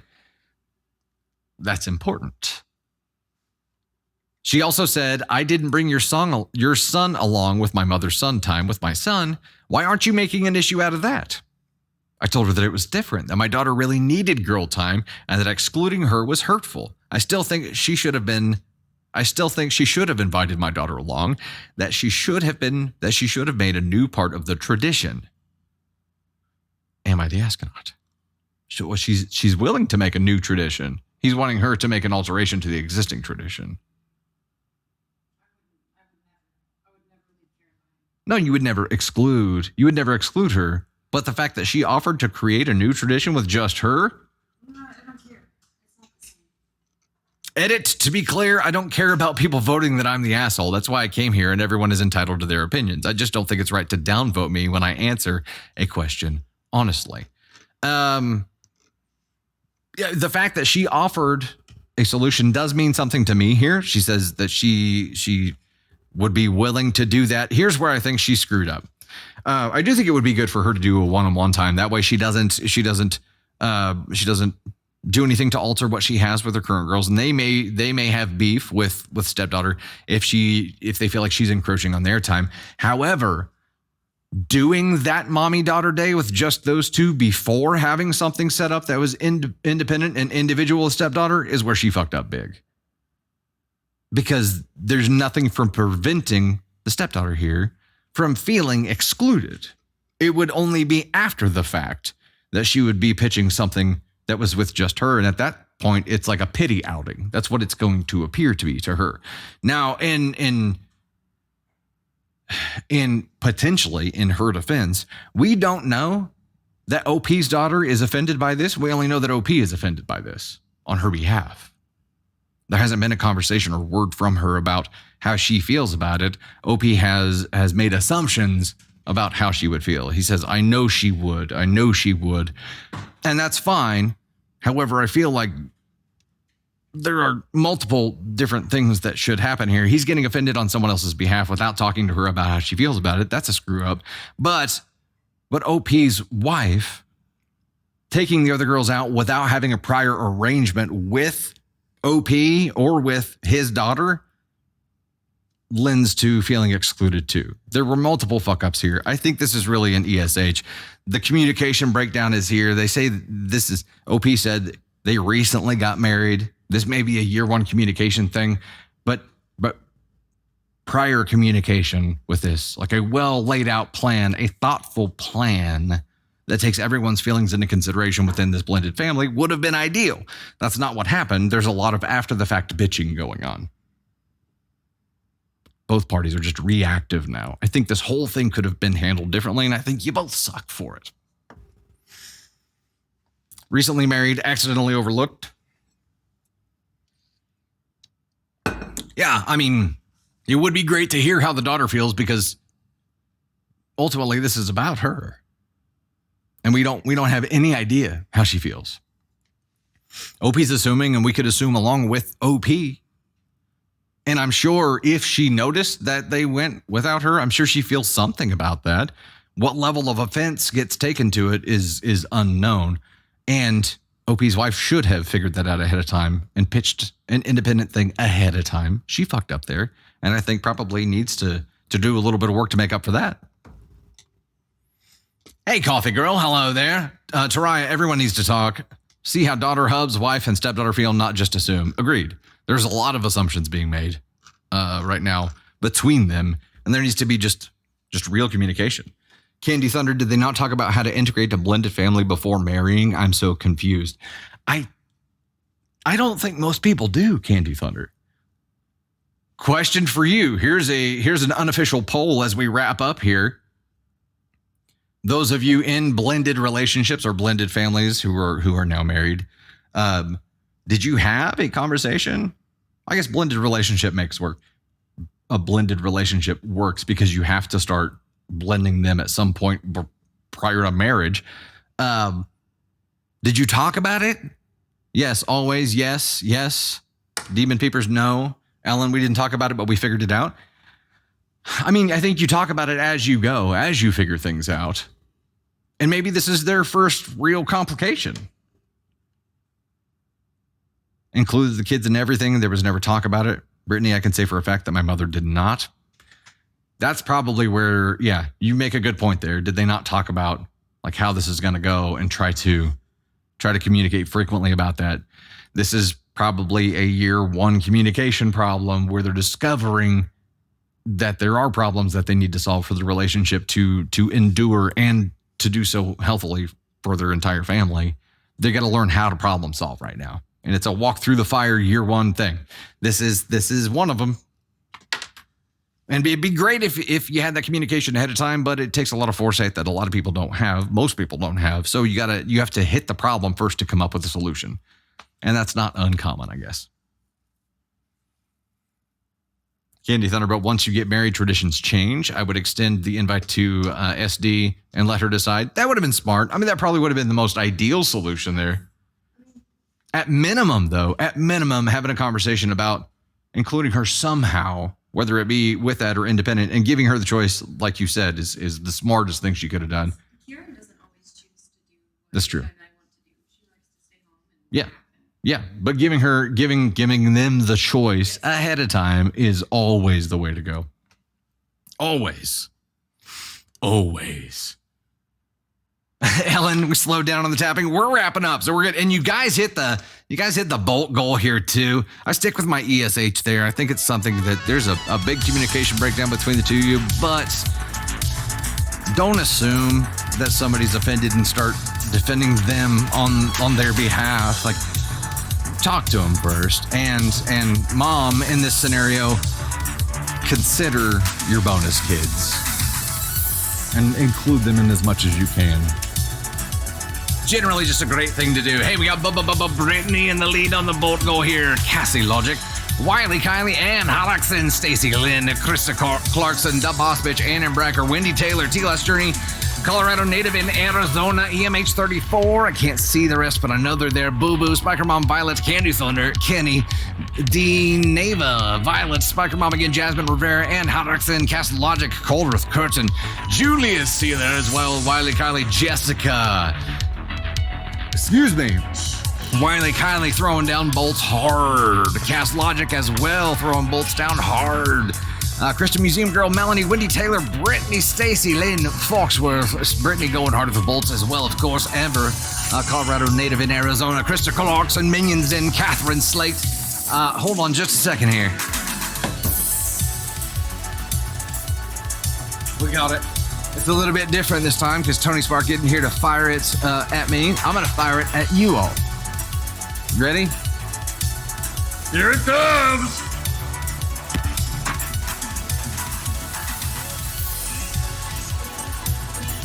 Hit sound panel. Look at it.